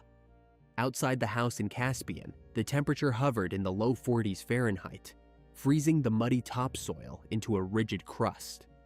Inside, the atmosphere was thick with a heavy, suffocating anticipation. Kelly had meticulously staged the environment. The living room was softly lit, projecting an aura of domestic tranquility. Down below, separated by a few inches of wood and aging linoleum, the basement had been transformed into a sterile, industrial processing zone. Heavy 6mm plastic sheeting covered the concrete floor, taped securely up the cinder block walls. Industrial cleaning agents, bleach, ammonia, and heavy-duty degreasers were stacked neatly on a wooden workbench. A reciprocating saw, fitted with a fresh, fine-toothed blade designed for cutting through dense materials, sat plugged into the wall, its cord neatly coiled. Jason Cochran positioned himself in the shadows at the top of the basement stairs. His chronic back pain, a constant, agonizing companion that usually kept him glued to the living room couch, was temporarily overridden by a massive surge of adrenaline. He held a .22 caliber rifle, his hands gripping the cold steel with a desperate, white-knuckled intensity. He waited in absolute silence.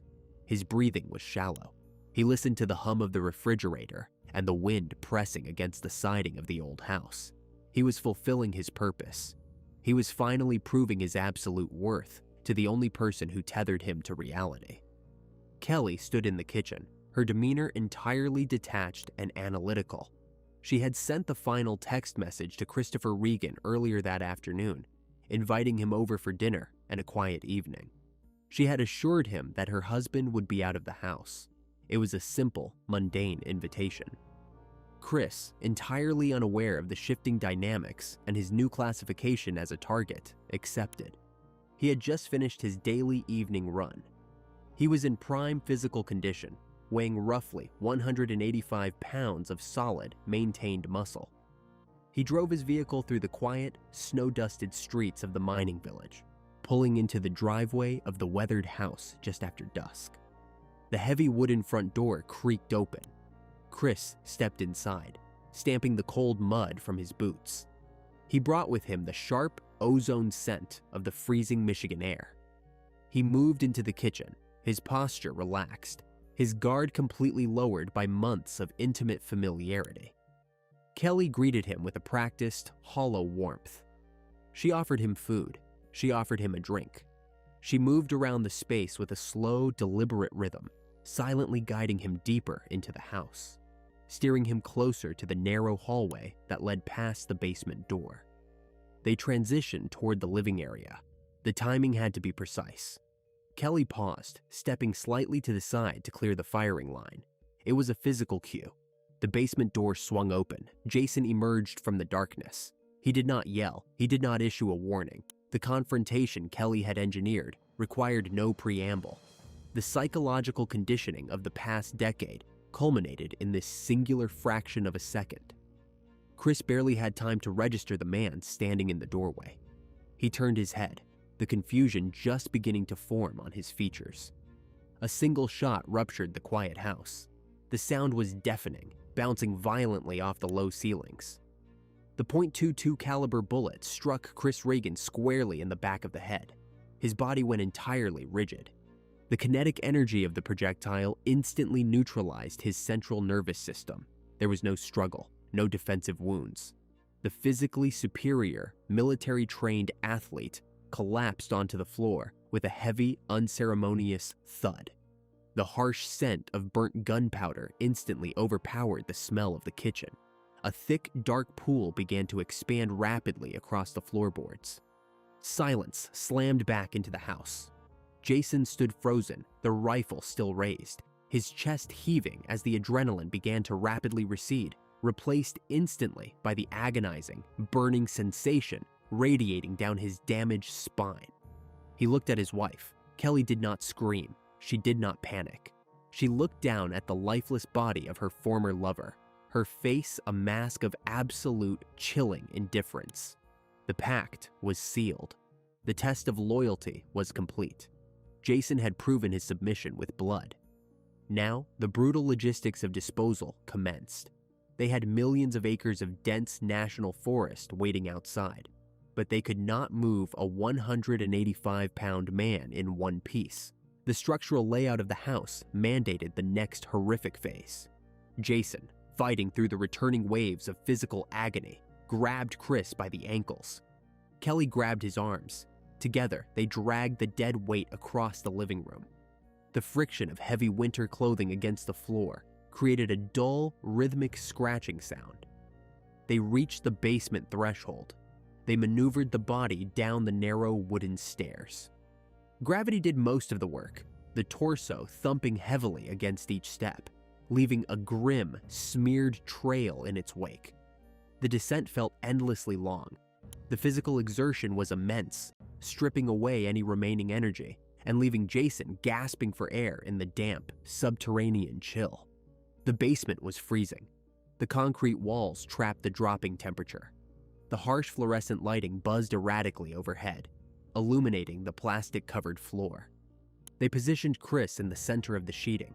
The psychological detachment required for this phase was absolute. Kelly took the lead, functioning with the cold efficiency of a butcher processing livestock. She instructed Jason to retrieve the reciprocating saw. The harsh, mechanical scream of the power tool tore through the basement. The noise was violent, a rapid, tearing sound that echoed off the cinder blocks, completely muffled from the outside world by the surrounding earth. They worked methodically. The saw blade bit through thick denim, skin, dense muscle tissue, and heavy bone. The vibration of the tool numbed their hands, sending shockwaves up their arms. Blood and biological debris scattered in a violent radius, caught entirely by the plastic barriers. The metallic, heavy scent of iron mixed with the sharp chemical odor of the degreasers. It was grueling, physical labor. Jason's back spasms intensified, forcing him to take frequent breaks, leaning heavily against the wooden workbench while Kelly continued the gruesome task without hesitation. They severed the limbs. They decapitated the torso. The robust, capable body of the Air Force veteran was systematically dismantled into unrecognizable, manageable pieces. Kelly meticulously separated the remains, placing the severed sections into heavy-duty, black industrial trash bags. She double-bagged them, expelling the air before securing the tops tightly with thick silver duct tape, wrapping it multiple times to ensure an airtight seal against the fluids and the impending decay. Hours ticked by. The physical toll was immense, yet the focus remained unbroken. Once the remains were fully packaged into 15 separate heavy bags, the decontamination process began. They scrubbed the reciprocating saw, destroying the used blades.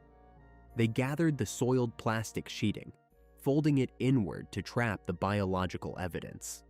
They poured gallons of bleach over the concrete, the caustic fumes burning their eyes and throats, erasing the visual and olfactory footprint of the carnage. By dawn, the house in Caspian was quiet again. The floors upstairs were scrubbed raw. The basement smelled strictly of industrial chemicals. The 15 black bags sat lined up against the cold foundation wall, waiting for transport. Outside, the freezing town of Iron River slowly woke up, completely oblivious to the fact that beneath the roof of an ordinary home, a human being had been mechanically erased from existence. The machinery at the manufacturing plant roared to life the next morning, but a noticeable void existed on the factory floor.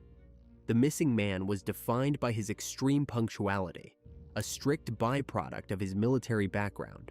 When he failed to clock in for his shift, his colleagues felt an immediate, sharp wave of unease.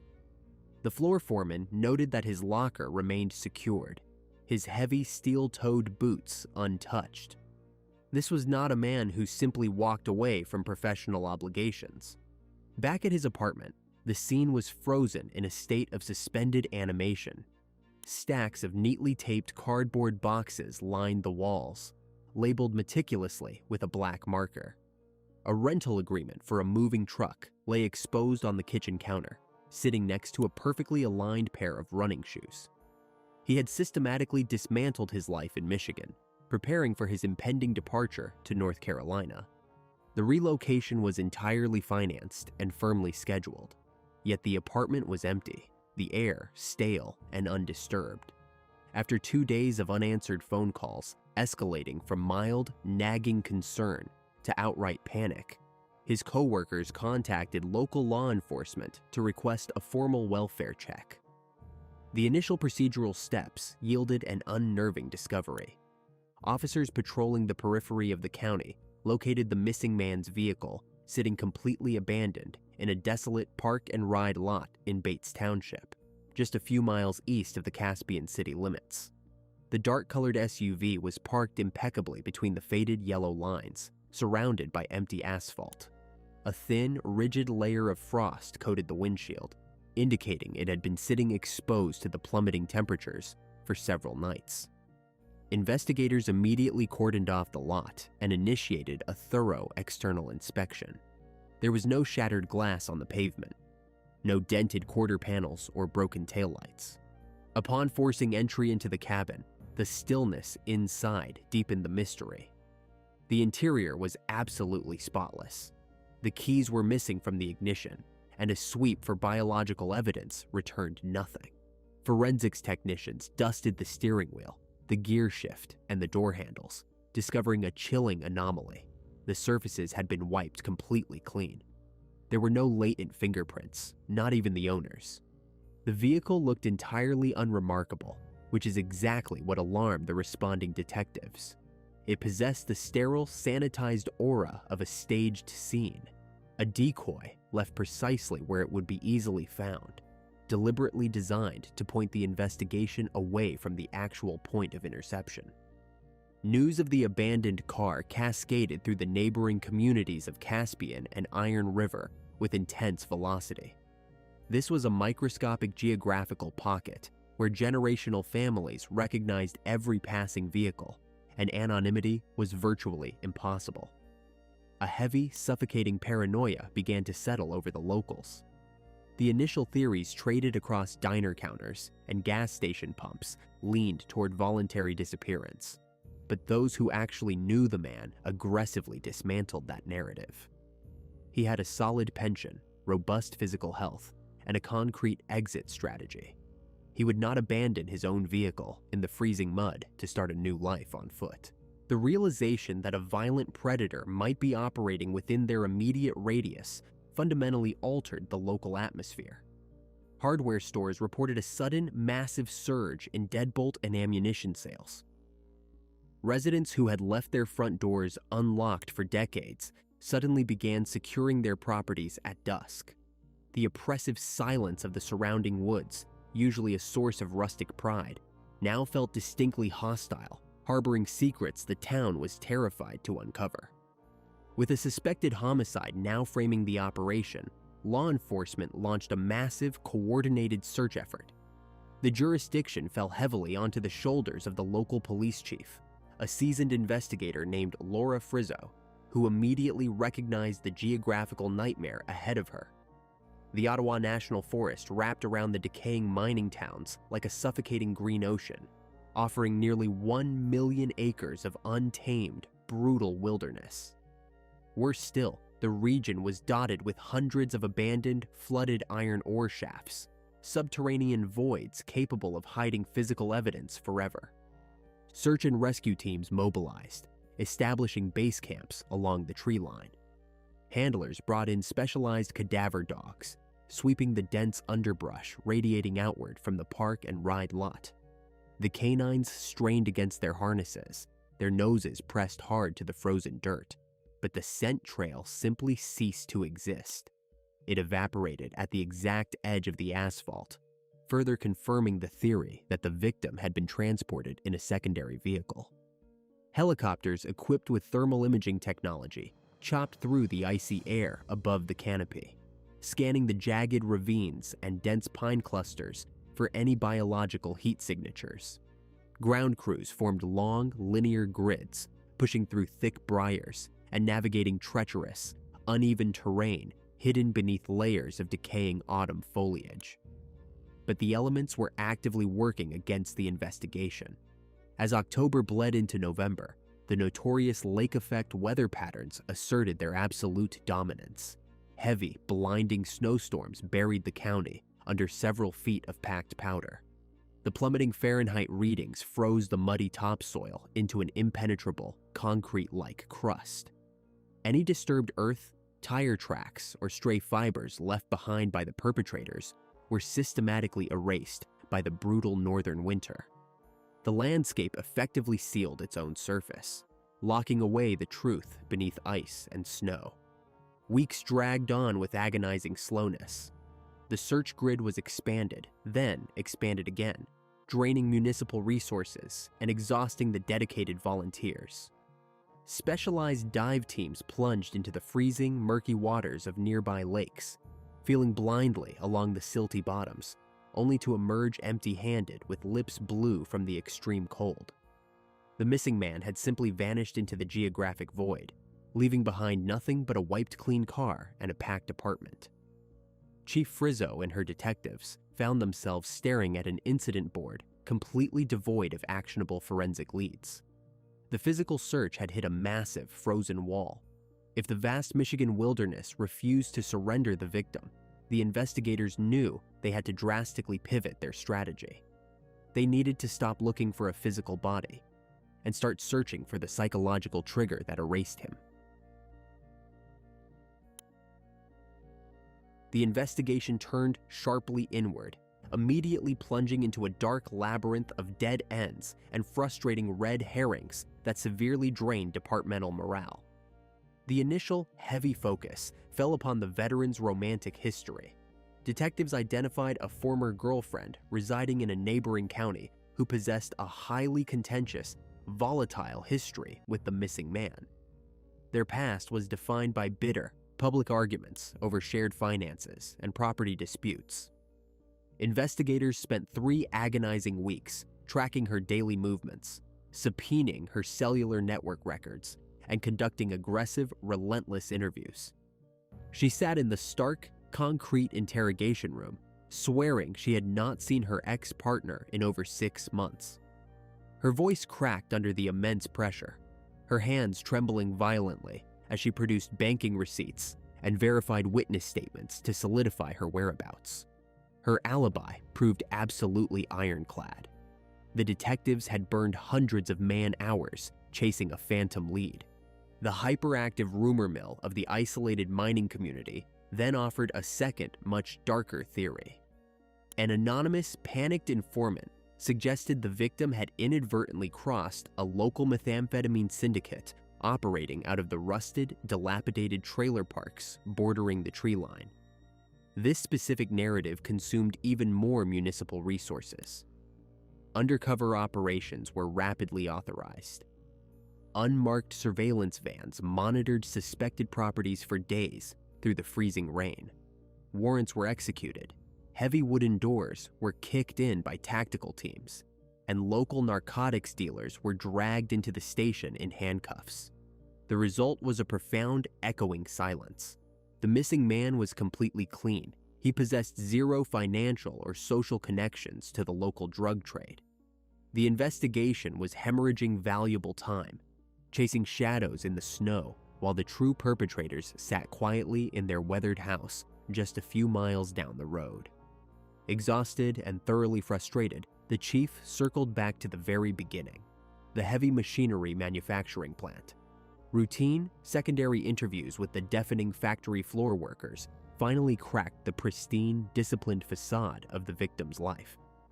Hesitant whispers of a clandestine, highly inappropriate relationship surfaced among the machinists. The robust, military-trained veteran had been engaged in a deeply toxic affair with a married woman from the assembly line. The suspect was immediately brought into the local precinct. This was not a standard procedural interview. It was an intense, high-stakes psychological war. Placed in a sterile, windowless room, she did not exhibit the typical frantic anxiety or defensive posture of a cornered criminal. Instead, she was entirely relaxed, almost profoundly bored by the process. She leaned back in the rigid metal chair, offering the veteran detectives a faint, deeply condescending smile. When directly questioned about her relationship with the missing man, she freely admitted to the sexual affair without a fraction of hesitation or shame. She calmly stated it was purely physical, a meaningless, temporary distraction from her own suffocating, pathetic marriage. She claimed her husband knew absolutely everything about the infidelity and had fully accepted the humiliating arrangement. The chief pressed much harder, leaning closely across the scratched metal table, demanding to know exactly where the victim had gone on the night of October 14th. The suspect feigned a brilliant, wide-eyed ignorance. She smoothly suggested that he had likely just left for his planned relocation to Asheville, North Carolina, a few days early to escape mounting local debts and personal responsibilities. She spun intricate, highly plausible lies, wrapping every deception in a thick, impenetrable veneer of complete cooperation. She offered her mobile device for data extraction. She voluntarily offered her fingerprints. She was executing a flawless, rehearsed performance, treating the seasoned investigators like amateur participants in her personal, twisted game. Despite her unshakable confidence, the circumstantial pressure on the couple was mounting rapidly. Law enforcement secured a strict judicial warrant to officially search the weathered property in Caspian. The forensic sweep of the residence yielded deeply unsettling, contradictory results. The upstairs living quarters were heavily cluttered, dusty, and thoroughly lived in, but the subterranean level was a jarring anomaly. The basement had been chemically sanitized to a severe industrial degree. The absolute absence of typical dirt, coupled with the lingering, overpowering scent of heavy degreasers and concentrated bleach burning the investigators' sinuses, raised massive red flags for the evidence technicians. However, aggressive household cleaning is not a statutory crime. Without a physical body, without a recovered murder weapon, and without a single drop of biological evidence, the detectives were legally forced to leave the property empty-handed. Sensing the rapidly closing net and the relentless daily scrutiny of the local police force, the suspects realized their isolated sanctuary had been fully compromised. They abandoned the Upper Peninsula entirely.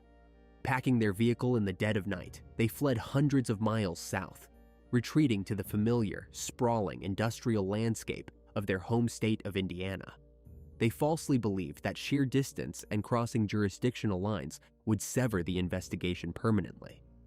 They severely underestimated the chief, who refused to drop the cold case, coordinating daily with out-of-state federal agencies to digitally monitor their financial movements. Back in the industrial decay of Indiana, the internal dynamic of the lethal marriage fractured completely. The psychological weight of the mechanical slaughter in the basement fundamentally broke the husband. His chronic radiating back pain intensified dramatically, rendering him entirely immune to his standard medication. His paranoia spiked to uncontrollable manic levels. His physical weight plummeted. He stopped leaving their new residence altogether, prone to sudden, violent sobbing fits and erratic, unpredictable behavior. For the cold, calculating architect of the Death Pact, a crumbling, mentally unstable accomplice was an unacceptable liability. He had served his ultimate purpose by pulling the trigger. Now, he was merely a dangerous, ticking loose end, threatening her total freedom. On February 20th, 2016, emergency dispatchers responded to a frantic, breathless 911 call from a quiet residence in Hobart, Indiana. The caller was the wife. She hysterically reported that her husband was entirely unresponsive, claiming he had accidentally ingested a massive, fatal overdose of his prescribed painkillers. First responders rushed into the home, finding the man dead on the living room carpet. The initial superficial medical ruling pointed directly toward an accidental overdose, a tragically common, entirely unremarkable conclusion in the opioid-ravaged regions of the Midwest. But the subsequent, detailed medical autopsy ripped that convenient narrative apart.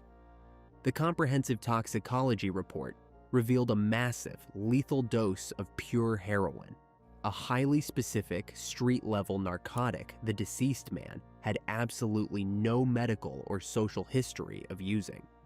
Furthermore, the medical examiner discovered deep, unnatural, localized bruising around his neck and severely crushed cartilage in his throat. The mechanical reality of his death was brutally, undeniably clear.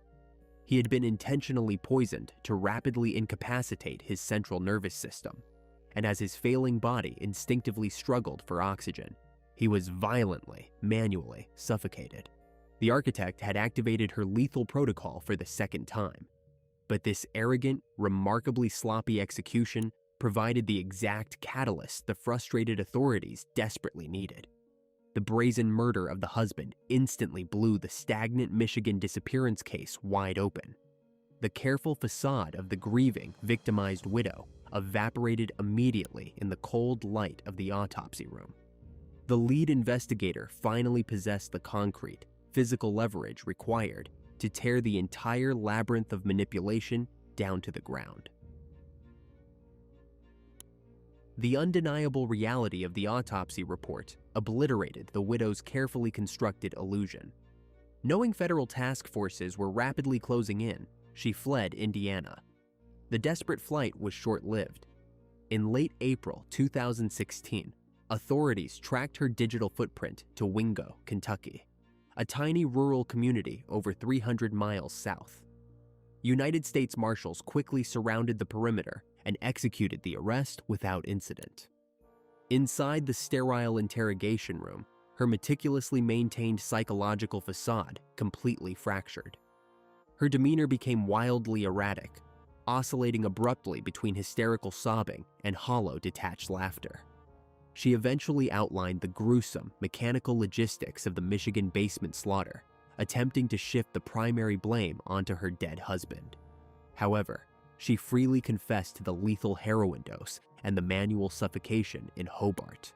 She coldly told the investigators she eliminated her spouse out of revenge for her lover's death, a profoundly twisted justification for erasing the very man who had blindly executed her initial command.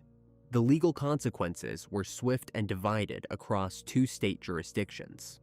In 2017, a Michigan jury convicted her of first-degree murder for the factory worker's execution and dismemberment, resulting in a mandatory sentence of life in prison without the possibility of parole.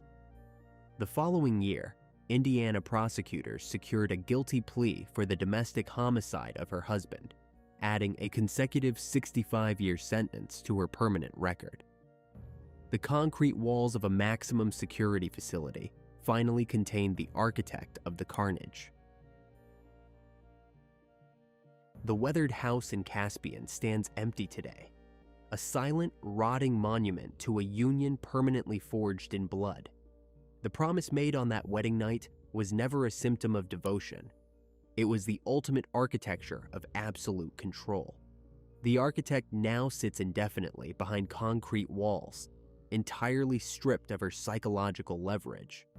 Some vows are designed to protect the fragile bonds of marriage, but the covenant sealed in that freezing Michigan basement was built exclusively to destroy. Please like this video and share your thoughts about this case in the comments. Be sure to check out our previous videos as well. See you soon. September 2nd, 2003, Bellevue, Idaho. The morning air was biting, cold. Hidden inside an ordinary garbage can, crumpled beneath everyday household waste, lay a pink cotton bathrobe. It was heavy, completely saturated with fresh human blood. A single latex glove clung to the saturated fabric. Just yards away, a 16-year-old girl sprinted down the pavement. Her hysterical screams shattered the quiet dawn. She was fleeing a brutal massacre inside her own home. But the bloody robe in the trash, it told a different story. A story of cold, calculated execution. Please support the channel by subscribing and liking this video. Thank you so much. Bellevue, Idaho, sits at an elevation of just over 5,000 feet. It is a compact community in Blaine County, a place defined by rigid routines, early commutes, and an established social hierarchy. In 2003, the population barely exceeded 2,000 residents. It was an environment where financial stability dictated a family's standing. Alan and Diane Johnson represented the absolute peak of that demographic. Alan, a 46-year-old co-owner of a landscaping firm, built his business through grueling physical labor. Diane, aged 52, managed complex financial transactions at a regional title company. Their combined income afforded them a sprawling, immaculately maintained residence on a quiet cul-de-sac. They were completely devoted to mapping out a successful future for their children. Colleagues frequently noted that Diane was a perfectionist who expected the exact same level of discipline from her family as she did from her employees. Neighbors often mentioned to investigators that Alan was the neighborhood anchor, the man who enforced a strict standard of property maintenance year-round. Their public image was completely impenetrable. They presented a unified front of middle-class success. Their 16-year-old daughter, Sarah Marie Johnson, was the primary beneficiary of this structured environment. She maintained a high-grade point average at Wood River High School, competed on the varsity volleyball team, and navigated the social dynamics of her peer group with calculated precision. Teachers reported that Sarah was highly engaged in classroom discussions and possessed a natural aptitude for leadership. Classmates described her as socially dominant and intensely focused on her public image. The Johnson household operated on a strict set of internal rules. Curfews were enforced without exception. Academic performance was heavily monitored. Diane expected daily reports on Sarah's extracurricular activities, while Alan demanded absolute honesty regarding her social circle. Relatives stated that the parents were not abusive, but rather highly protective. They simply wanted to ensure that their daughter's college prospects remained entirely unblemished. For the first 15 years of her life, Sarah operated seamlessly within these boundaries.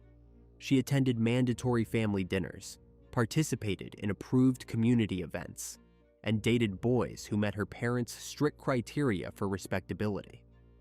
The friction within the home was limited to typical adolescent grievances, minor arguments about weekend schedules, and the occasional dispute over phone privileges. However, the psychological baseline of the Johnson residence was highly fragile. The parents' demand for perfection created a high-pressure environment where failure was not an option. Acquaintances later recalled that Sarah began showing subtle signs of exhaustion under her mother's micromanagement. She complained to friends that her life felt entirely scripted, that her parents viewed her more as an ongoing project than an independent individual. Despite these underlying tensions, the summer of 2003 began with standard predictability. Alan expanded his landscaping contracts, and Diane secured new accounts. Sarah attended volleyball practice and spent her weekends at the local cinema. There were no police visits to the property. The neighborhood watch had zero reason to monitor the Johnson residence. The foundation of their family dynamic remained intact, operating exactly as Alan and Diane had designed it, right up until the final weeks of August. The shift in Sarah's trajectory began in June 2003. She crossed paths with a 19-year-old named Bruno Dominguez. He was a laborer from Mexico, a demographic entirely outside of the Johnsons' meticulously curated social circle. The 3-year age gap might seem marginal in adulthood, but in the context of a 16-year-old high school student and an adult male, it crossed a strict legal boundary in the state of Idaho. Bruno resided several miles away in a different social stratum. He did not possess the academic pedigree or the financial background that Alan and Diane demanded of their daughter's acquaintances. Sarah's attachment to the older man escalated with alarming speed. She rapidly abandoned her established routines. Friends noted to investigators that her previous interests, varsity volleyball, college preparations, and school social events, were abruptly discarded. She became singularly focused on Bruno. Her psychological profile shifted from a compliant, high-achieving student to a deeply obsessed, radicalized teenager. She informed her peers that she intended to marry him, completely disregarding the logistical and legal impossibilities of that plan. To solidify this fantasy, she even utilized her own savings to purchase an engagement ring for herself, presenting it to her friends as a symbol of their imminent commitment. She began deceiving her parents to facilitate secret meetings, creating a secondary, hidden life. Alan and Diane eventually uncovered the deception. Alan meticulously reviewed the household telecommunication records and discovered hundreds of hours logged with a single unidentified number. This physical evidence forced a direct confrontation. The discovery of the relationship triggered a massive internal crisis within the Johnson residence. The parents were confronted with a situation they could not manage through their standard methods of discipline. They realized their underage daughter was intimately involved with an adult male, a fact that constituted statutory rape under state penal codes. Alan conducted his own background inquiries and confirmed the older boy's undocumented status. This added a severe layer of legal concern for the highly protective father. The parents immediately instituted strict punitive measures. Sarah's access to the family vehicles was entirely revoked. Her daily schedule was placed under total surveillance. Diane began physically checking the teenager's location after school, demanding verifiable proof of her whereabouts at all times. Instead of submitting to the discipline, Sarah actively rebelled. The home transformed into a hostile environment. Relatives reported that the arguments between Diane and Sarah became a daily occurrence. Diane attempted to reason with her daughter, systematically explaining the long-term consequences of a criminal relationship and the destruction of her college prospects. However, the teenager refused to process the information logically. Sarah viewed her parents not as protectors, but as the ultimate adversaries.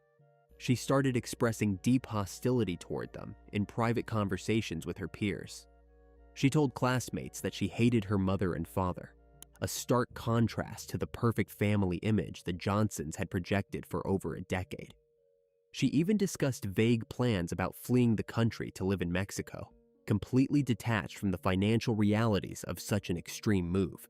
The conflict reached its absolute breaking point in the final week of August 2003. Alan and Diane realized that simple grounding and vehicle restrictions were completely ineffective. Sarah was still finding ways to communicate with Bruno through third parties and borrowed cell phones. The parents decided to deploy their final, most severe countermeasure.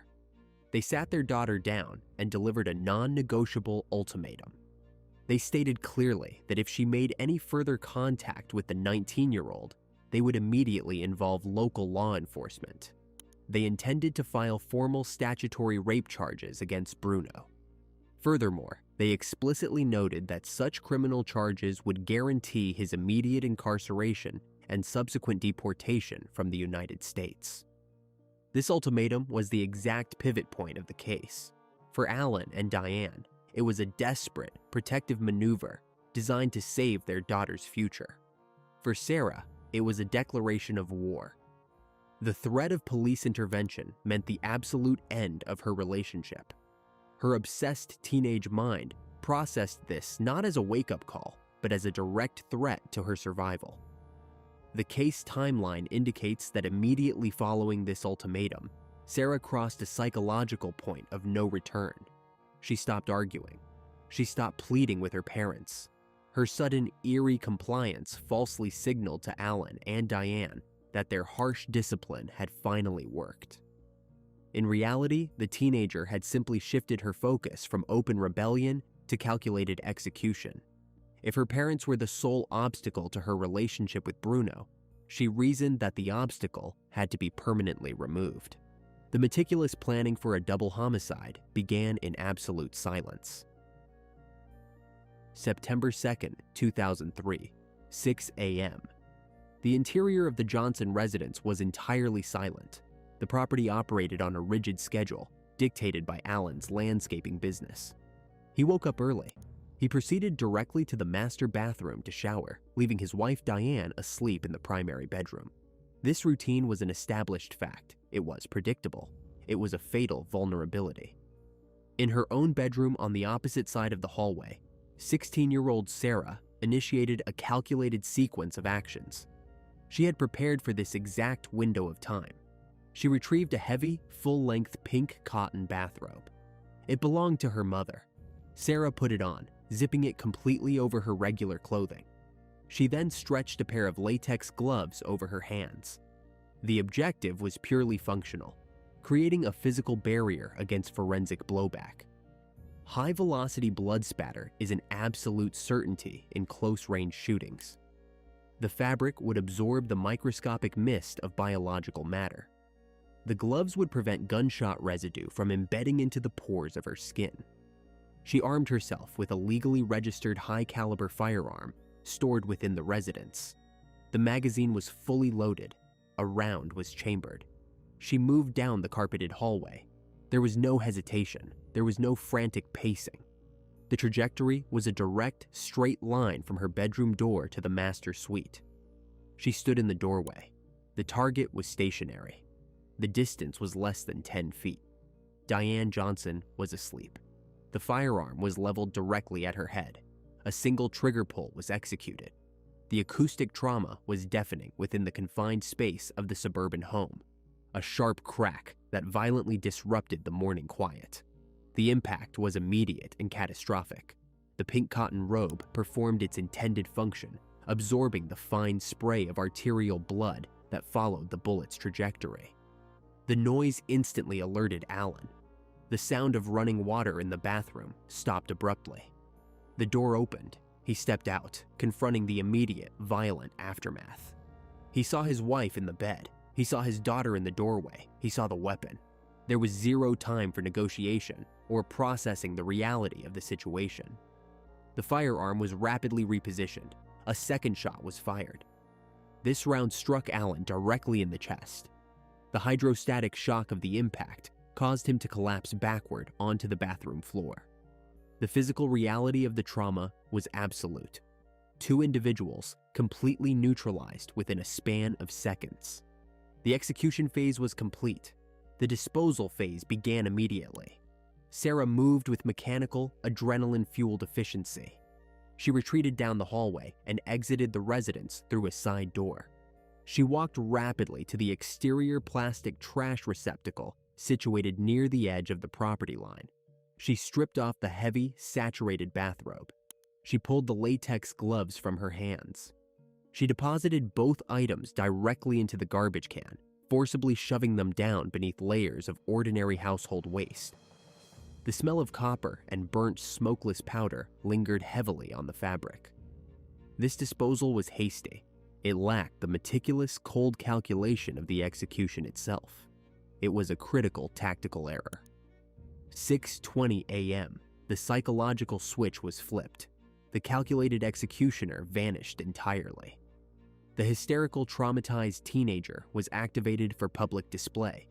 Sarah sprinted away from the property.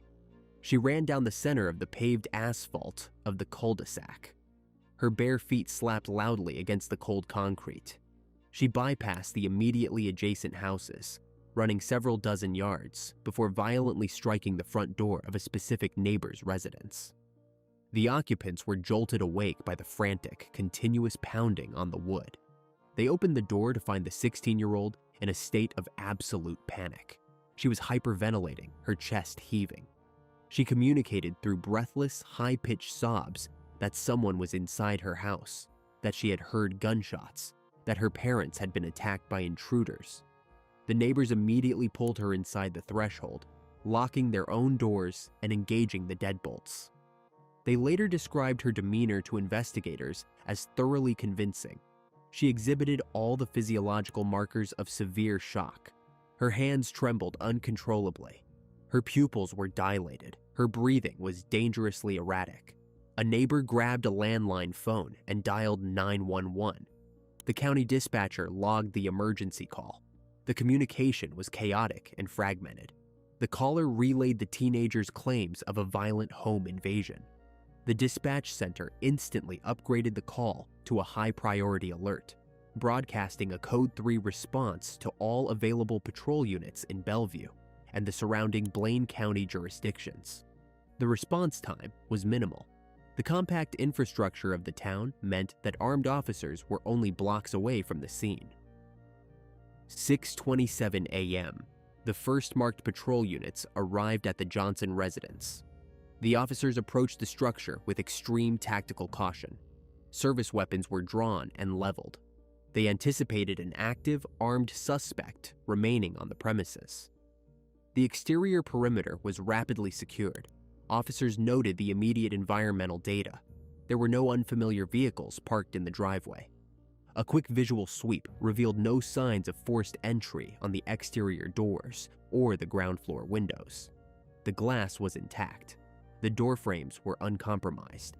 2 officers breached the front door, announcing their presence. The interior was dead quiet. The thermostat was set to 68 degrees Fahrenheit, keeping the air cool and preserving the distinct, acrid scent of discharged cordite. It hung heavily in the stagnant air of the main hallway. They proceeded methodically, utilizing standard room-clearing techniques. They sliced the pie at every corner, visually sweeping the living room, the formal dining area, and the kitchen.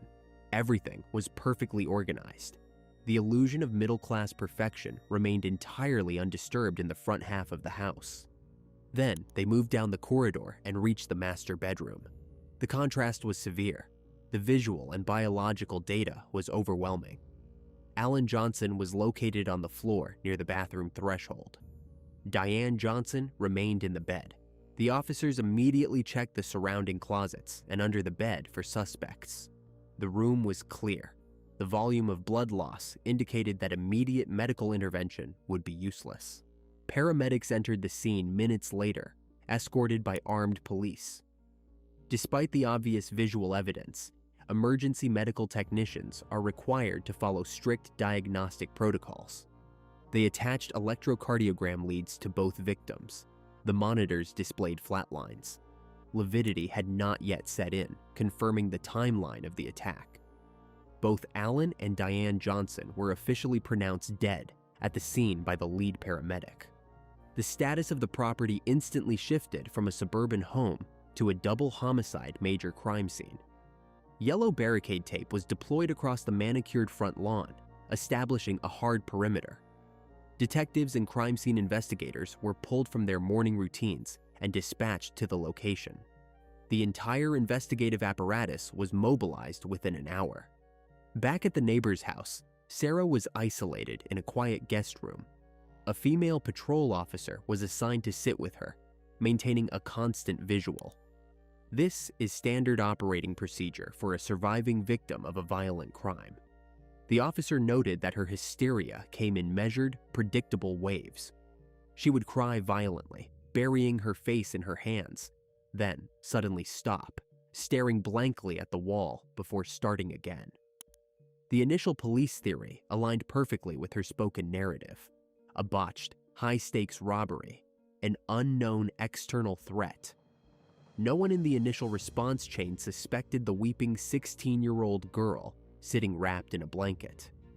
The visual of the grieving, orphaned daughter was simply too powerful, but the physical evidence was already waiting in the plastic bin outside, exactly where she had discarded it. The clock on the homicide investigation had officially started ticking. The double homicide triggered an unprecedented tactical response from Blaine County authorities. Within hours, the narrative constructed by the surviving daughter dictated the entire direction of the initial manhunt.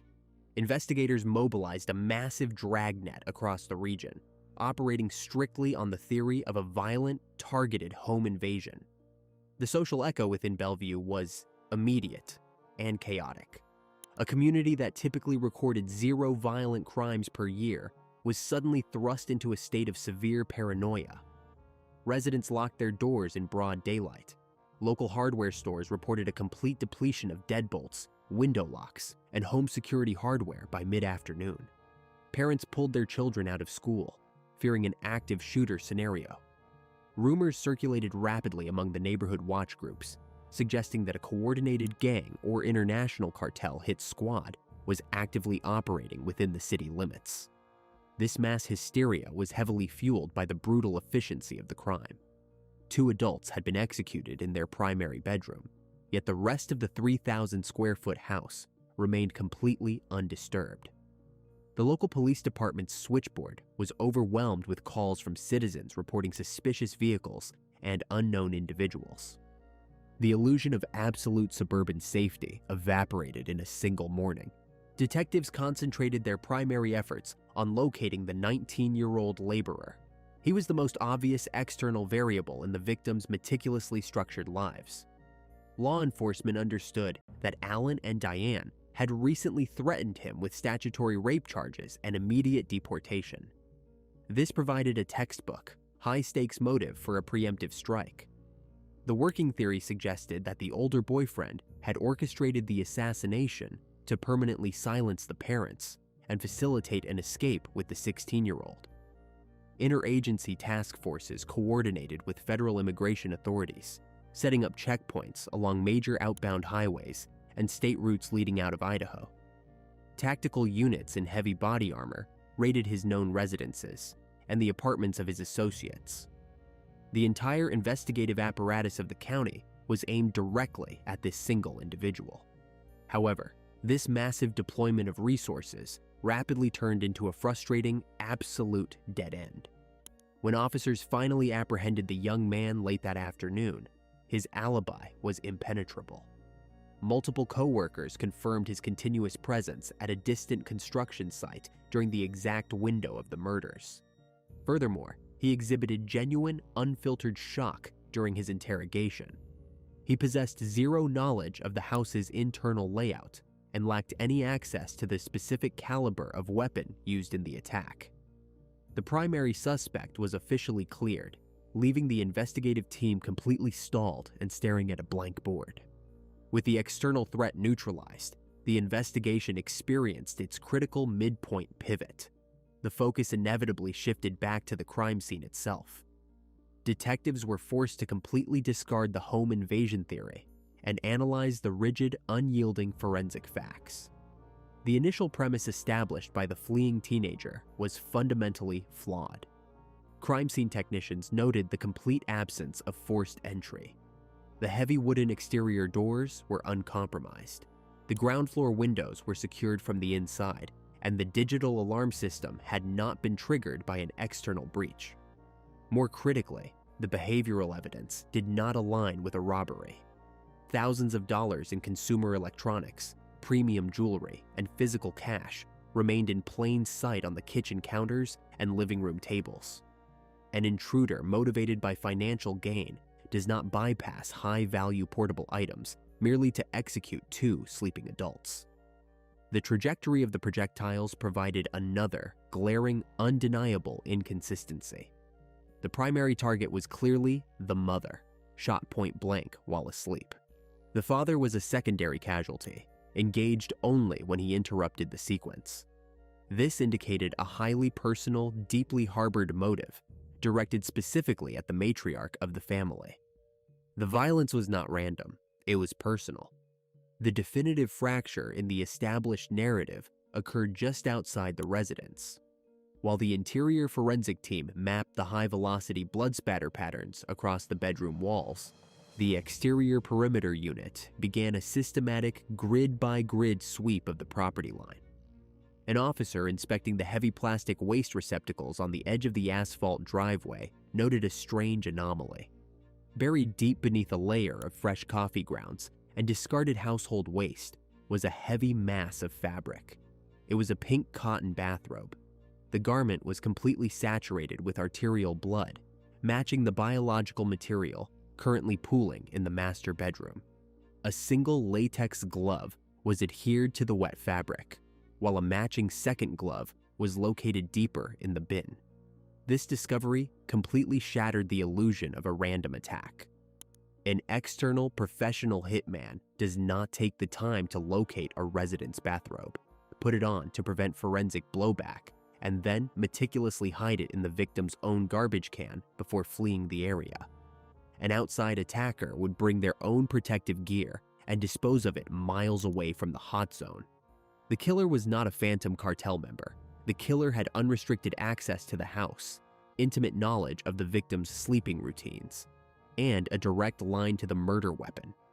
The investigative lens slowly turned away from the streets of Bellevue and focused directly on the weeping 16-year-old girl sitting in the neighbor's living room. The suspect pool, which had briefly expanded to include international syndicates and a 19-year-old laborer, suddenly collapsed down to a single 16-year-old individual. Detectives formally transitioned their focus from the exterior perimeter directly into the structured environment of the local police interrogation room. The space was completely sterile, devoid of any comforting elements and illuminated by harsh overhead fluorescent panels designed to induce psychological fatigue. The teenager was seated across from seasoned investigators.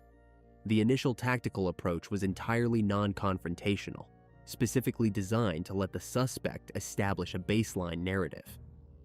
During the preliminary questioning, the teenager maintained the facade of a traumatized survivor. She informed the detectives that she had been deeply asleep in her bedroom, located directly across the hall from the master suite. She stated that a sudden, loud noise woke her up, prompting her to immediately flee the residence in absolute terror. However, as the interrogation progressed and investigators began applying subtle pressure regarding the exact timeline of the morning, her narrative began to fracture. She altered her account entirely. She later told the officers that she actually walked out of her bedroom, peered down the darkened hallway, and saw an unknown intruder standing near her parents' door before she ran away. When pressed on the critical acoustic details, specifically the fact that multiple neighbors reported hearing two distinct shots separated by a brief pause, her story shifted a third time. She claimed she fled the house before the second shot was fired, then contradicted herself minutes later by stating she ran out immediately after the final discharge. The detectives noted a complete absence of genuine emotional distress during these critical inconsistencies. She did not ask about the condition of her parents. She did not inquire if the supposed intruders had been apprehended or identified. Her primary concern, communicated through defensive posturing and evasive responses, was establishing her own distance from the master bedroom. Law enforcement utilizes a specific psychological metric when evaluating surviving family members in a homicide. Innocent survivors obsess over the perpetrators. Guilty survivors obsess over their own alibis. A physical examination of the teenager conducted later that afternoon provided another glaring inconsistency. A medical technician documented a distinct, dark, linear contusion on her left shoulder. When asked to explain the injury, she told the authorities that she had tripped and fallen into a heavy wooden coffee table while visiting a friend the previous weekend. The forensic pathologist evaluating the photographs completely dismissed this explanation. The dimensions and the specific localized tissue trauma of the bruise perfectly mirrored the violent, rearward, mechanical recoil of a high-power weapon being fired against a human collarbone. While the interrogation stalled in a loop of shifting indirect speech, the forensic division achieved a massive breakthrough. The physical evidence recovered from the exterior waste receptacle was transported to the state crime laboratory. The central piece of evidence was the heavy pink cotton bathrobe. Forensic analysts deployed microscopic evaluation techniques to map the biological material. The distribution of the fluid was not a random smear or a transfer stain from a brief touch. It was high-velocity impact spatter, a distinct mist-like pattern created only when a projectile strikes a human target at close range. The fabric had absorbed the arterial spray, confirming the garment was worn by the shooter during the exact millisecond of the execution. The secondary items recovered from the trash bin proved even more devastating to the teenager's fabricated timeline. Analysts processed a discolored latex glove and a single left-hand leather winter glove, both found rolled tightly inside the saturated bathrobe. The latex glove matched a specific brand stocked in a first aid kit located inside the family's garage. More importantly, it yielded microscopic epithelial cells from the interior lining.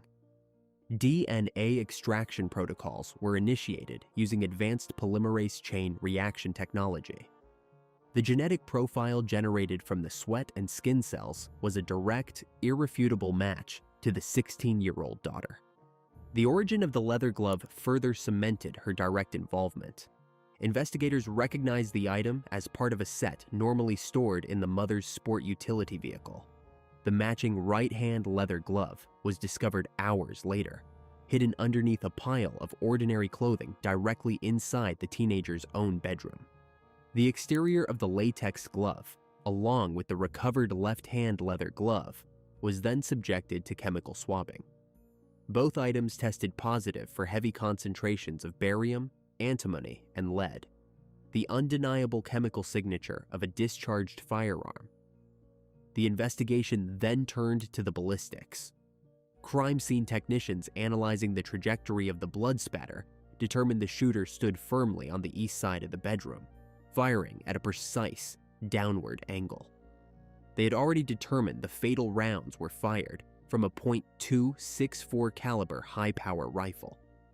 The projectile velocity exceeded 3,000 feet per second, causing catastrophic structural damage to the victims. Detectives needed to locate the origin of this specific, highly destructive weapon.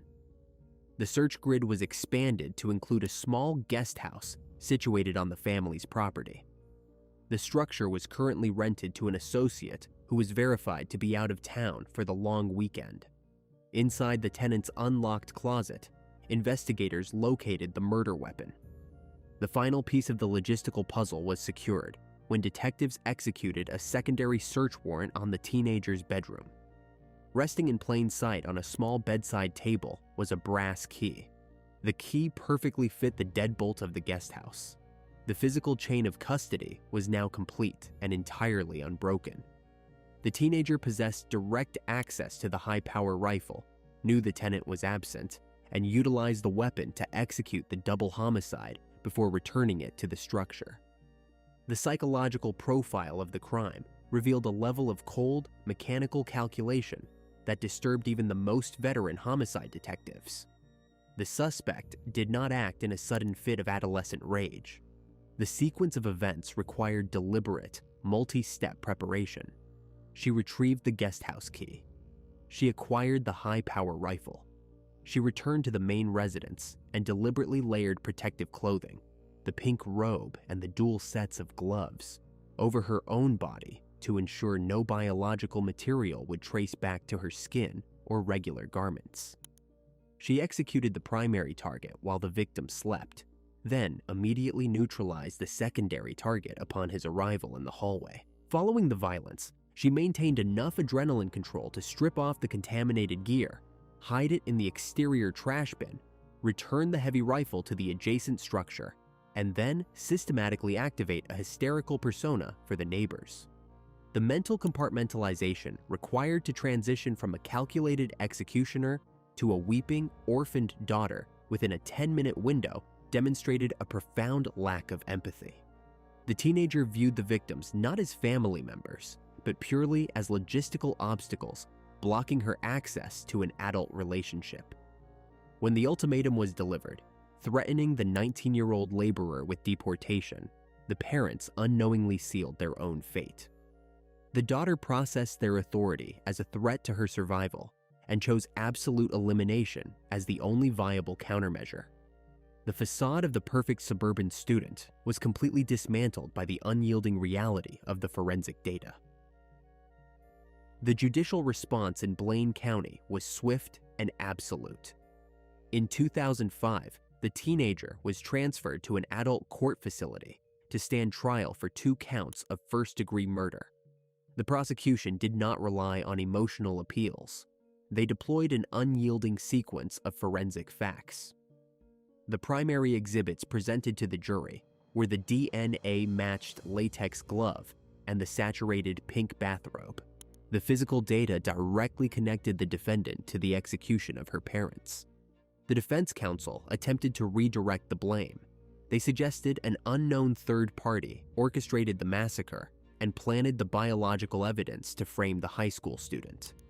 However, the ballistic trajectories, the chemical residue on the leather gloves, and the strict timeline of the discarded items rendered that theory completely unviable.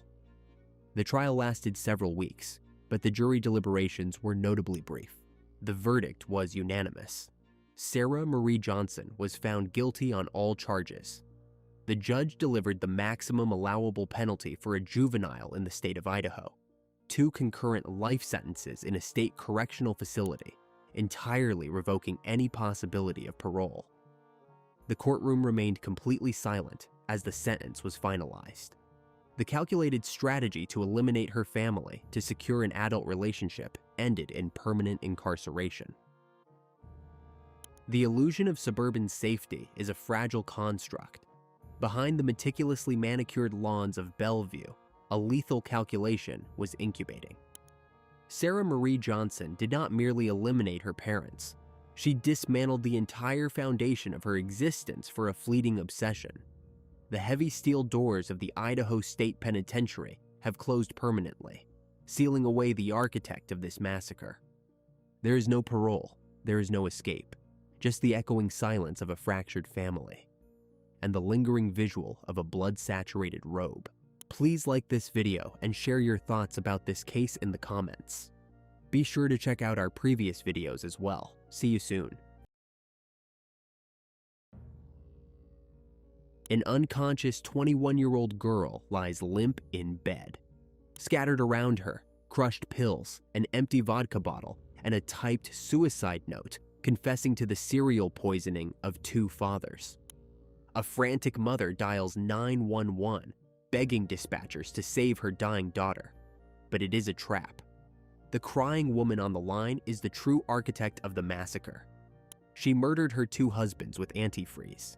Now, she is actively executing her own child to frame her for the crimes, forging a confession while her daughter's pulse slowly fades away. Please support the channel by subscribing and liking this video. Thank you so much. The story begins in the frigid, snow-blanketed suburbs of upstate New York. Born Stacey Daniels, she grew up in Clay, a quiet municipality where life moved at a predictable, unassuming pace. She was perceived by neighbors and teachers as an entirely ordinary girl, blending seamlessly into the working-class fabric of her community. There was nothing in her early years to suggest the calculated, methodical violence she would later unleash upon her own family. By 1990, she had married a local man named Michael Wallace. Michael was a mechanic whose hands were perpetually stained with motor oil, a man known among his wide circle of friends for his easygoing nature and a deep-seated penchant for partying. Together, they built what appeared to be a standard middle-class existence. They had 2 daughters, Ashley and Bree, and quickly settled into the relentless routine of parenthood. From the driveway, the Wallace residence looked like any other home in the neighborhood, a quiet sanctuary of family dinners, school drop-offs, and weekend lawn chores. However, the carefully maintained veneer of domestic tranquility concealed a highly volatile reality. Financial strain constantly threatened to collapse their household. Michael struggled heavily with substance abuse, specifically alcohol and prescription drugs, which steadily drained their bank accounts and fractured their marriage. Stacy, who worked in a medical billing office, managed the depleted finances with an iron grip. She frequently complained to her colleagues and relatives about her husband's erratic behavior, detailing the massive debts he was accumulating. She presented herself flawlessly as the long-suffering matriarch, the responsible adult desperately holding the family together while her partner spiraled completely out of control. She told her friends that she was exhausted by the chaos, a narrative that perfectly positioned her as the ultimate victim of his recklessness. In the grueling winter of late 1999, with outside temperatures plunging well below 10 Fahrenheit, the dynamic inside the house shifted drastically. Michael, typically robust despite his heavy drinking habits, began to experience a severe and inexplicable physical decline. He developed a persistent, rattling cough and complained of extreme, paralyzing dizziness. His vision blurred constantly. He stumbled through the narrow hallways of their home as if heavily intoxicated, even on days when he had not consumed a single drop of alcohol. He described feeling a strange, freezing sensation radiating from his chest outward, while his kidneys quietly began to shut down. The scent of stale sweat and sickness permeated the living room where he spent hours curled on the sofa, clutching his abdomen. His skin took on a pale, sickly pallor. Stacy played the role of the dutiful caretaker, bringing him glasses of fluids to keep him hydrated, the very liquids that were systematically destroying his internal organs. She eventually took him to the hospital, presenting herself to the triage nurses as a highly concerned and frantic spouse. Physicians were baffled by his rapidly deteriorating state. They ran extensive toxicology screens and blood tests, suspecting a severe internal infection or late-stage complications from his known substance issues. Michael temporarily stabilized under their care, but the underlying corrosive cause remained unidentified. Feeling a false sense of recovery, he insisted on discharging himself and returning to the comfort of his own bed. The medical reprieve was brutally brief. In January 2000, his agonizing symptoms returned with fatal intensity. He was found entirely unresponsive in their home. Paramedics rushed to the scene of absolute chaos, attempting aggressive resuscitation maneuvers on the bedroom floor, but his heart had already stopped.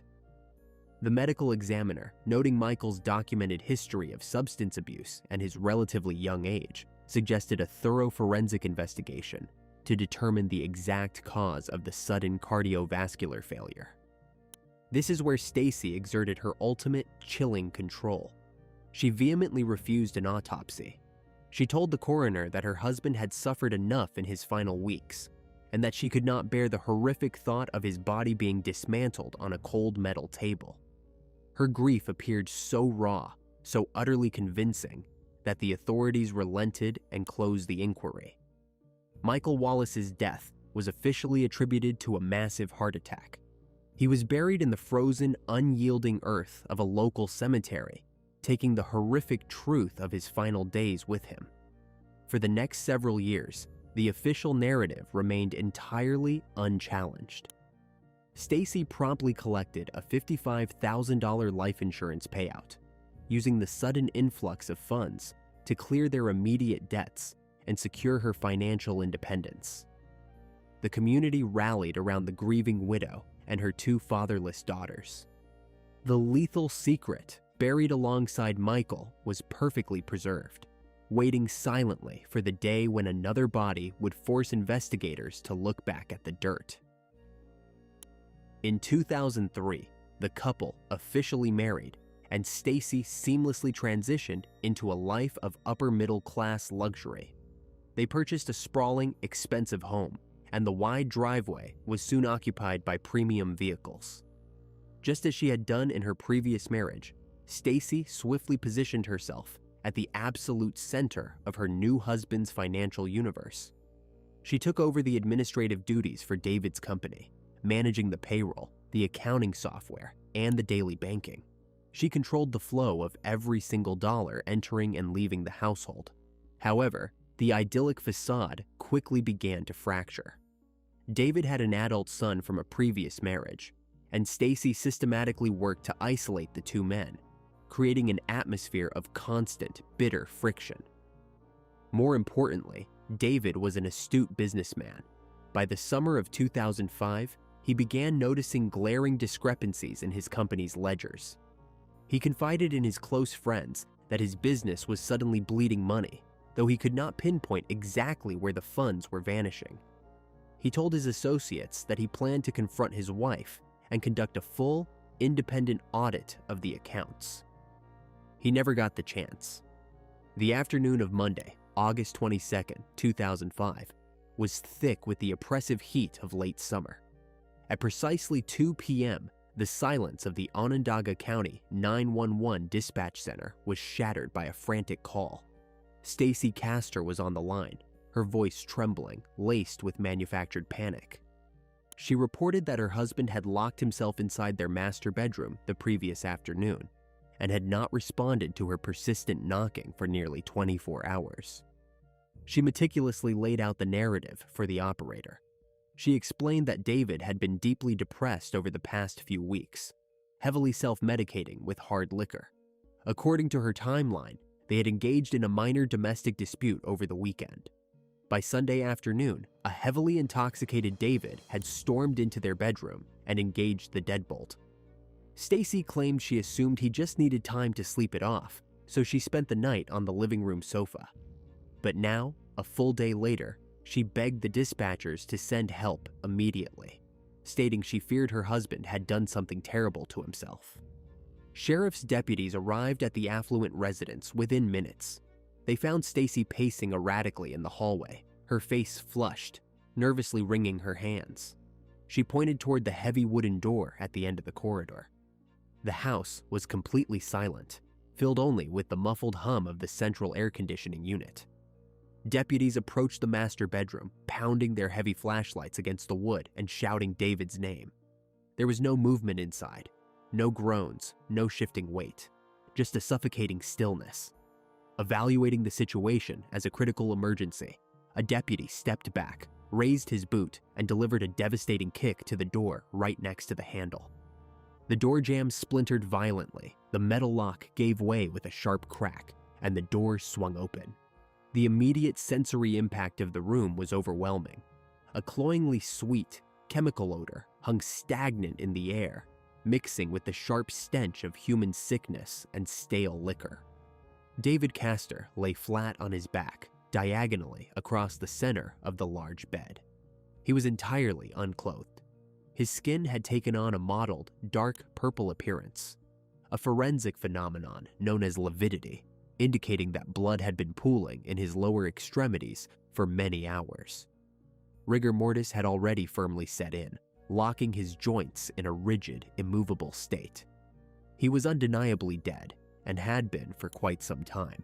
On the polished wood of the nightstand, right beside his lifeless hand, sat the instruments of his apparent demise. There was a large, brightly colored plastic jug of Prestone antifreeze. Right next to it rested a heavy crystal drinking glass, still half filled with a thick, syrupy, neon green liquid. A nearly empty bottle of Southern Comfort liquor lay discarded on the carpet near the foot of the bed. Standing in the shattered doorway, Stacy let out a piercing wail and collapsed against the wall. Through her tears, she repeated her carefully constructed story to the responding officers. She insisted that David was a miserable, broken man who had simply given up. She told them he had intentionally locked the door, poured himself a lethal cocktail of alcohol and engine coolant, and chosen to end his own life rather than face his inner demons. To the untrained eye, it was a tragic, straightforward suicide. A depressed man, a locked room, and a readily available poison. But the crime scene technicians, stepping carefully over the splintered wood of the doorframe, were preparing to look closer. Crime scene technicians stepped carefully over the splintered remnants of the master bedroom doorframe, their heavy boots muffled by the thick, plush carpet. The ambient temperature in the house was a comfortable 72 Fahrenheit, maintained by the central air conditioning unit David Castor had installed himself, but the atmosphere inside the room felt suffocatingly dense. The cloying, artificial sweetness of ethylene glycol masked the natural odors of death that were just beginning to emanate from the bed. Detectives stood at the perimeter, observing the tableau. To the untrained eye, the narrative was neatly arranged, almost too neatly. David lay perfectly positioned on his back. The half-empty bottle of Southern Comfort, the heavy crystal glass filled with neon green liquid, and the bright yellow jug of Prestone antifreeze were grouped together on the nightstand like props on a theater stage. The lead investigator immediately noted the physical inconsistencies. Ethylene glycol is a highly toxic, corrosive substance. While it has a famously sweet initial taste, consuming a lethal dose triggers a violent, agonizing physiological rejection. Once ingested, the chemical is metabolized by the liver into glycolic acid and then oxalic acid. These toxic metabolites aggressively attack the central nervous system, heart, and kidneys. Oxalic acid binds with calcium in the bloodstream to form jagged calcium oxalate crystals that physically shred the renal system from the inside out. This process requires hours of excruciating, paralyzing agony. A person attempting to drink a massive quantity of antifreeze would inevitably experience severe cramping, extreme nausea, and violent vomiting. Yet, the bed sheets were completely pristine. There were no bodily fluids, no signs of a physical struggle, and no evidence of the violent convulsions that typically precede death by this specific poison. David's body was rigidly calm, locked in a state of absolute stillness that directly contradicted the biological chaos of his final hours. The crystal glass on the nightstand presented another glaring anomaly. It was half full of the toxic mixture, but the rim was entirely clean. There were no lip prints, no smudges of saliva, and no residual drips running down the side of the glass. Furthermore, the liquid inside was perfectly separated. The dense, syrupy antifreeze had settled at the bottom, while a thin layer of amber liquor floated on top. If someone had recently picked up the glass, taken a heavy drink, and set it back down, the liquids would be mixed, and the inside of the glass would be coated. It looked as though the deadly cocktail had been carefully poured and placed on the wood surface, but never actually touched by human lips. Leaving the immediate vicinity of the body, forensic technicians fanned out across the sprawling residence. The house was immaculately clean. The polished hardwood floors of the hallway led to a massive modern kitchen. Everything was in its proper place. The countertops were wiped spotless. The stainless steel appliances gleamed under the recessed lighting. It was the home of a woman who maintained absolute control over her environment. A technician crouched beside the kitchen island and pulled open the lower cabinet housing the main garbage bin. The trash was mostly empty, containing only a few discarded wrappers and some crumpled paper towels. But buried near the bottom, half concealed by a discarded plastic grocery bag, was a standard plastic turkey baster. The technician pulled a high-intensity flashlight from his belt and illuminated the object. Inside the translucent plastic bulb and coating the narrow, tapered tip was a thick, sticky residue. The liquid was bright, undeniably neon green. The discovery of the kitchen utensil sent a shockwave through the investigation.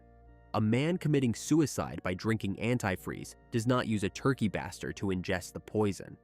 The item was carefully documented, photographed in situ, and placed into a sterile evidence bag.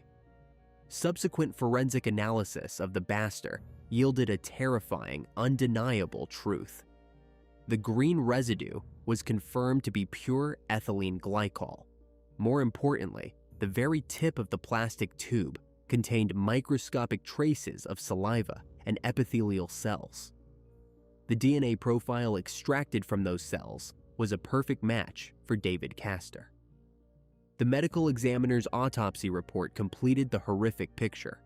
David had consumed a massive, fatal dose of engine coolant, but he had not done so willingly. Toxicology screens revealed that his blood alcohol content was exceptionally high, indicating he was heavily intoxicated before the poison was introduced into his system. The forensic conclusion was brutal and definitive. David Castor was incapacitated, likely passed out from the massive consumption of Southern Comfort. While he lay defenseless and unconscious on his back, someone had stood over him, pinched his nose shut, forced the plastic tip of the turkey baster deep into his throat, and squeezed the lethal, syrupy liquid directly into his stomach, bypassing his gag reflex entirely. The killer then washed the glass, poured a fresh mixture to stage the nightstand, and discarded the weapon in the kitchen trash. Detectives also analyzed the shattered bedroom door mechanism. It was a standard push-button privacy lock. Anyone could simply push the button on the inside handle and pull the door shut behind them as they left the hallway, perfectly sealing the tomb and creating the illusion that the victim had barricaded himself inside. The investigation instantly pivoted. The local sheriff's department was no longer dealing with the tragic suicide of a depressed local businessman. They were hunting a cold-blooded, methodical killer, and the only other person in the locked house during the 48-hour window of his death was his grieving widow. Detectives summoned Stacy Castor to the station for a formal interview. She arrived wearing the mask of a devastated wife, clutching a tissue and weeping softly into her hands. The investigators placed her in a small, windowless interrogation room, the stark fluorescent lights casting long shadows across the gray table. They did not immediately confront her with the evidence from the kitchen. Instead, they asked her to recount the events of the weekend one more time, urging her to provide every possible detail.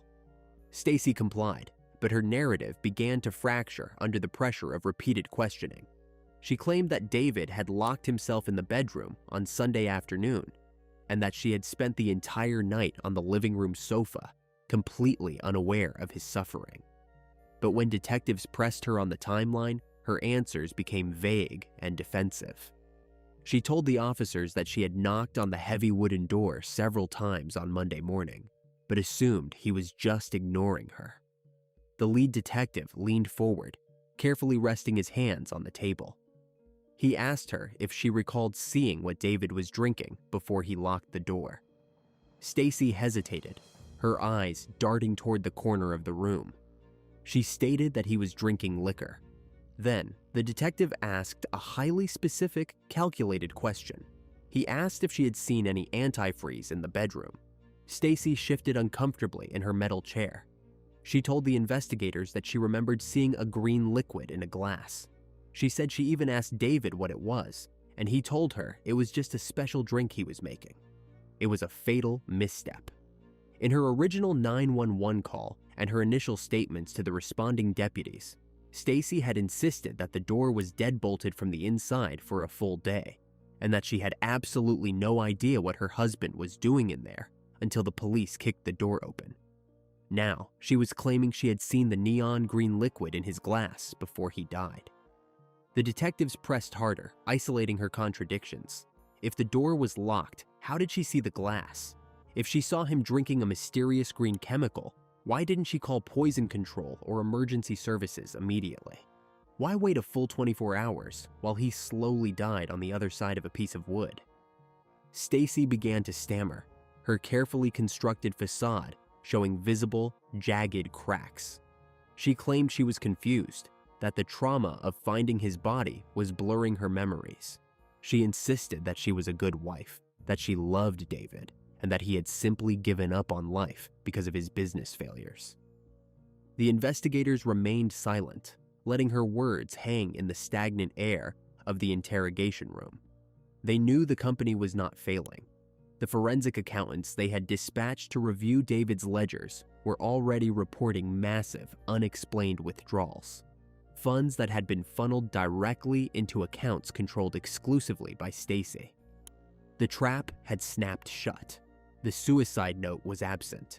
The crime scene was definitively staged. The weapon was found in her kitchen trash, and the financial motive was glaringly obvious. As Stacy sat in the interrogation room, dabbing at her dry eyes with a crumpled tissue, the detectives realized they were looking at a highly organized, predatory killer. But they also recognized the extreme difficulty of proving a circumstantial poisoning case in court. They needed more than a turkey baster and a life insurance policy. They needed to understand exactly what kind of monster they were dealing with. They decided to dig into her past, requesting the death records for her first husband, Michael Wallace. When the dusty file from the year 2000 landed on the detective's desk, detailing a young, healthy man who died of a sudden, unexplained cardiovascular event while under Stacy's care, the true, terrifying scope of her crimes finally came into focus. The transition from David Castor's closed-door crime scene to the dusty files of Michael Wallace marked a pivotal shift in the investigation. Detectives noted the chilling, undeniable parallels between the two cases. Both men were relatively young and otherwise healthy. Both suffered sudden, catastrophic physiological failures while completely isolated at home with Stacy. In Michael's case, the absence of an autopsy meant his death certificate simply read cardiovascular failure. However, the narrative his widow provided to the emergency medical technicians back in the freezing winter of 2000, the extreme dizziness, the staggering, the sudden inability to stay awake, mirrored the exact toxicological progression of ethylene glycol poisoning. By late 2007, the Onondaga County District Attorney's Office recognized they were not just investigating a staged suicide or a singular domestic homicide. They were tracking a highly organized Black Widow. To prove it, they needed the one piece of evidence buried deep underground. A judge signed the unprecedented order to exhume Michael Wallace's remains. In September 2007, the morning air was crisp as heavy machinery rolled into the quiet, manicured cemetery. Investigators, forensic anthropologists, and cemetery staff stood by as a backhoe systematically removed over 5 feet of packed earth. The mechanical grinding of the diesel engine and the damp, metallic scent of overturned soil filled the air. When the steel bucket finally scraped against the concrete burial vault, the crew switched to manual tools, carefully clearing the remaining dirt by hand. Thick nylon straps were secured around the weathered casket, slowly hoisting it to the surface. It was a macabre, highly calculated intrusion into the past. The casket was immediately transported to the medical examiner's secure facility. Even after more than 7 years in the ground, the cold, anaerobic environment of the sealed vault had somewhat preserved the remains. Forensic pathologists did not need pristine organs. They only needed specific tissue samples. Ethylene glycol leaves a very distinct, indelible signature. When the poison metabolizes into oxalic acid, it binds with calcium, forming jagged calcium oxalate crystals that embed themselves permanently in the kidneys and brain tissue. The medical examiner extracted the necessary samples, sealing them in sterile containers for highly specialized toxicological analysis. The wait for the laboratory results was agonizing for the detectives. They monitored Stacy Castor's movements constantly, fully aware that a predator was walking free in their community. When the toxicology report finally arrived, it confirmed their darkest theories. Michael Wallace's tissues were saturated with massive, lethal concentrations of calcium oxalate crystals. He had not suffered a spontaneous heart attack. He had been brutally, systematically poisoned over a period of days or weeks, his internal organs physically shredded by the very same automotive coolant used to execute David Castor. The investigators now had 2 homicides, linked by an identical, highly unusual weapon and an identical beneficiary. But circumstantial poisoning cases are notoriously difficult to prosecute. A defense attorney could easily argue that both men were deeply depressed and chose the same method of suicide, or that the antifreeze was somehow ingested accidentally. To secure a conviction that would withstand an appellate court, the police needed a confession, or at least a highly incriminating slip of the tongue. They initiated a campaign of intense psychological warfare. Detectives secured warrants to tap the phone lines at the Castor residence and intercept her digital communications. Undercover units monitored her daily routine. Then, they began slowly tightening the net. They called Stacy back to the interrogation room for what she assumed would be routine follow-up questions regarding David's frozen estate. Instead, they dropped a forensic bomb. The lead investigator sat across from her, his expression entirely unreadable, and informed her that they had exhumed Michael Wallace. He stated unequivocally that they knew exactly how he died. The detectives observed her physiological reaction closely. There was no grief, no shock at the revelation that her first husband had been murdered. Instead, her breathing became noticeably shallow. Her eyes darted wildly toward the heavy metal door. She crossed her arms tightly over her chest, a classic defensive posture indicating severe internal panic. The police pressed their advantage, asking her directly how engine coolant ended up deep inside the renal tissue of a man buried 7 years ago. Stacy deflected, her voice trembling. She suggested that perhaps the embalming fluid used by the funeral home contained the chemical, a desperate and scientifically impossible excuse. The investigators methodically dismantled her lies, presenting the timeline of David's death and reminding her of the turkey baster found in her kitchen trash. They did not arrest her that day. It was a strategic, calculated decision. By letting her walk out of the station, they knew she would be consumed by paranoia. She knew they were watching her. She knew the $1 million life insurance payout was frozen indefinitely, and she knew that a grand jury indictment was imminent. The wiretaps recorded her frantic phone calls to family members, her narrative shifting wildly as she tried to plant seeds of doubt regarding the police's competence. The pressure was absolute. Stacy was trapped in a tightening vice of forensic evidence and relentless police scrutiny.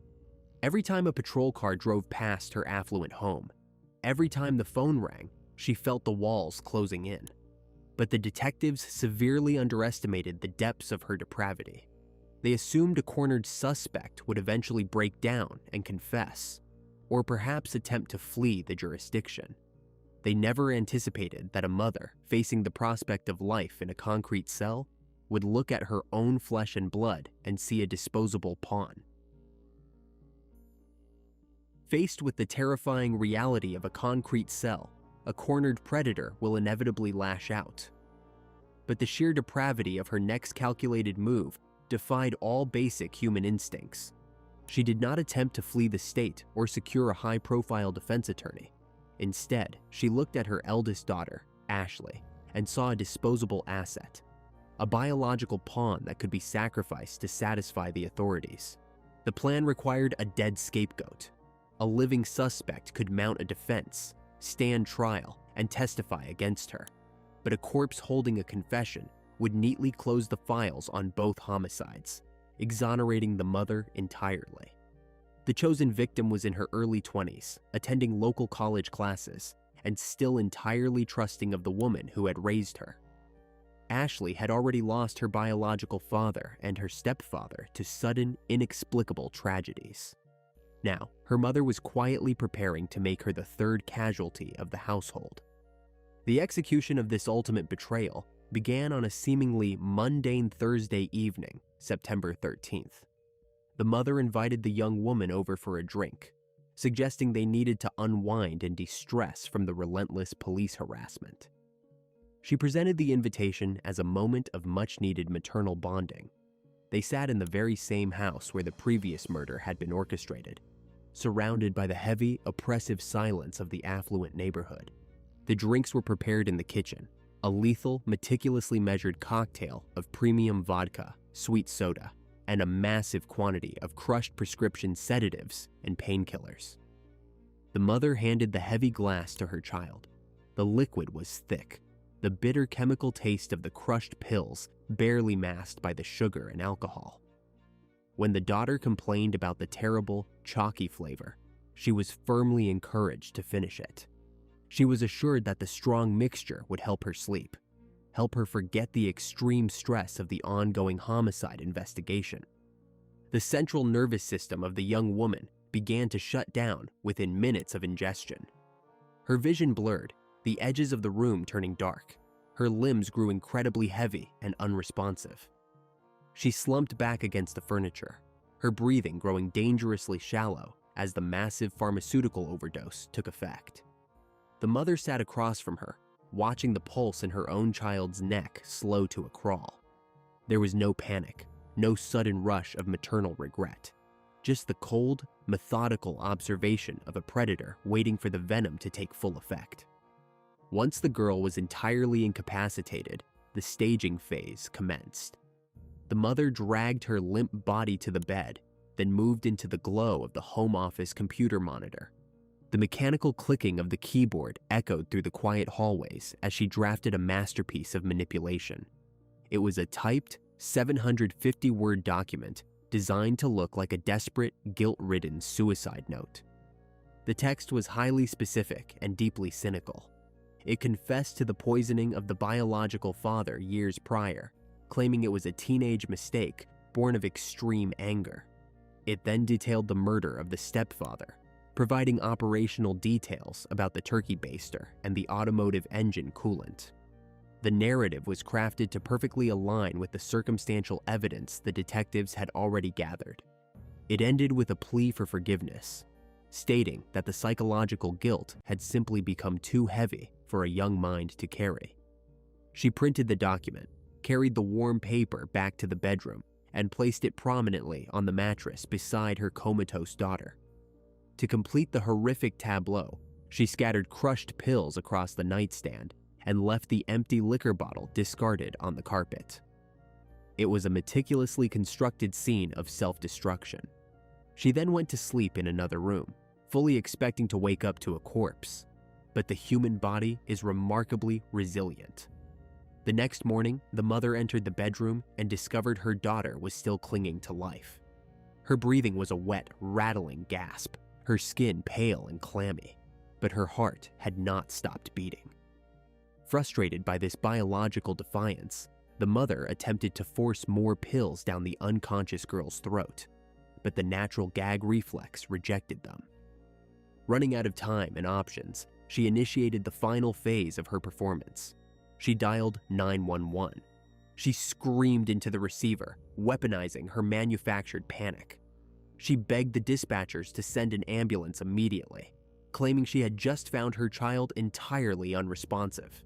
It was the exact same theatrical hysteria she had utilized when discovering her second husband's body. First responders swarmed the residence. The flashing red and white lights reflected off the perfectly manicured lawns of the suburban street, drawing the attention of neighbors. The social echo was immediate and profound. The community was paralyzed by the sheer volume of tragedy emanating from this single house. Whispers circulated that the family was cursed, while others began to suspect something deeply sinister was festering behind those walls. Paramedics found the young woman in critical condition, her core temperature dropping rapidly. They initiated aggressive life-saving measures right on the bedroom floor, fighting to stabilize her plummeting blood pressure before rushing her to the nearest medical center, where doctors immediately began pumping her stomach to remove the toxic sludge. Meanwhile, patrol officers secured the bedroom. They immediately spotted the printed pages resting near the scattered pills. The midpoint pivot of the investigation occurred right there in the master suite. An officer read the confession, his eyes scanning the 750 words that neatly wrapped up two massive, open homicide investigations. For a brief, dizzying moment, the authorities were completely thrown off balance. Could this quiet, unassuming college student truly be the serial poisoner they had been hunting? The note seemed to explain everything. The easy access to the house, the intimate knowledge of the victims, the total lack of forced entry. It was the ultimate red herring, served on a silver platter. The detectives arrived at the scene, processing this sudden, jarring shift in the narrative. They bagged the suicide note as prime evidence. If the girl died in the intensive care unit, the case would likely be closed. her guilt permanently cemented by her own printed words. But as the lead investigator reviewed the text in the harsh fluorescent light of the precinct later that afternoon, a glaring, fatal anomaly jumped off the page. The confession was detailed, but it was littered with specific phonetic misspellings. The most damning error was hidden in the description of the murder weapon used on the stepfather. The author of the typed note had misspelled the word antifreeze. It was typed exactly as anti-free, missing the final letter entirely. The detective froze. He immediately pulled the audio recordings from the grueling August interrogations with the grieving widow. Fast-forwarding through the magnetic tape, he listened closely to the suspect's voice. In every single interview, when discussing the engine coolant found near her husband's body, the mother had consistently dropped the final consonant sound. She pronounced the chemical precisely as anti-free. It was a unique, highly specific linguistic quirk. The trap had not snared the daughter. By attempting to execute her own child, the architect had finally provided the police with the undeniable proof they needed. The young woman's recovery in the intensive care unit was a medical anomaly. Against massive physiological odds, Ashley slowly regained consciousness. When investigators approached her hospital bed to ask why she had attempted to end her own life and confessed to a double homicide, she reacted with absolute bewilderment. She vehemently denied writing the document, insisting she had no knowledge of any poisonings or the lethal engine coolant. Computer forensics experts immediately seized the hard drive from the family's home office. The digital footprint was entirely damning. Technicians recovered the hidden metadata for the 750-word text, proving it was drafted, edited, and printed during a specific window of time when Ashley was miles away attending college classes. The keystrokes were definitively linked to hours when only the mother was inside the residence. In 2009, the widow stood trial. Prosecutors presented the lethal turkey baster, the exhumation toxicology reports, the forged confession, and the undeniable linguistic quirk of the missing final consonant. The defense attempted to paint her as a victim of circumstance, but the jury dismantled the facade within hours. She was swiftly convicted of second-degree murder and attempted murder, receiving a sentence of 51 years to life behind bars, guaranteeing she would never walk free again. The story of the Black Widow concluded quietly behind concrete walls. In June 2016, she suffered a fatal heart attack in her cell, having never expressed a single moment of remorse. Her sudden demise brought a grim closure to the legal saga, but no true peace for her surviving victims. Ashley and Bree are condemned to navigate the rest of their lives carrying an unimaginable psychological burden, forced to reconcile the memory of a seemingly devoted mother with the cold reality of a predator who viewed her own flesh and blood as disposable collateral. Please like this video and share your thoughts about this case in the comments. Be sure to check out our previous videos as well. See you soon.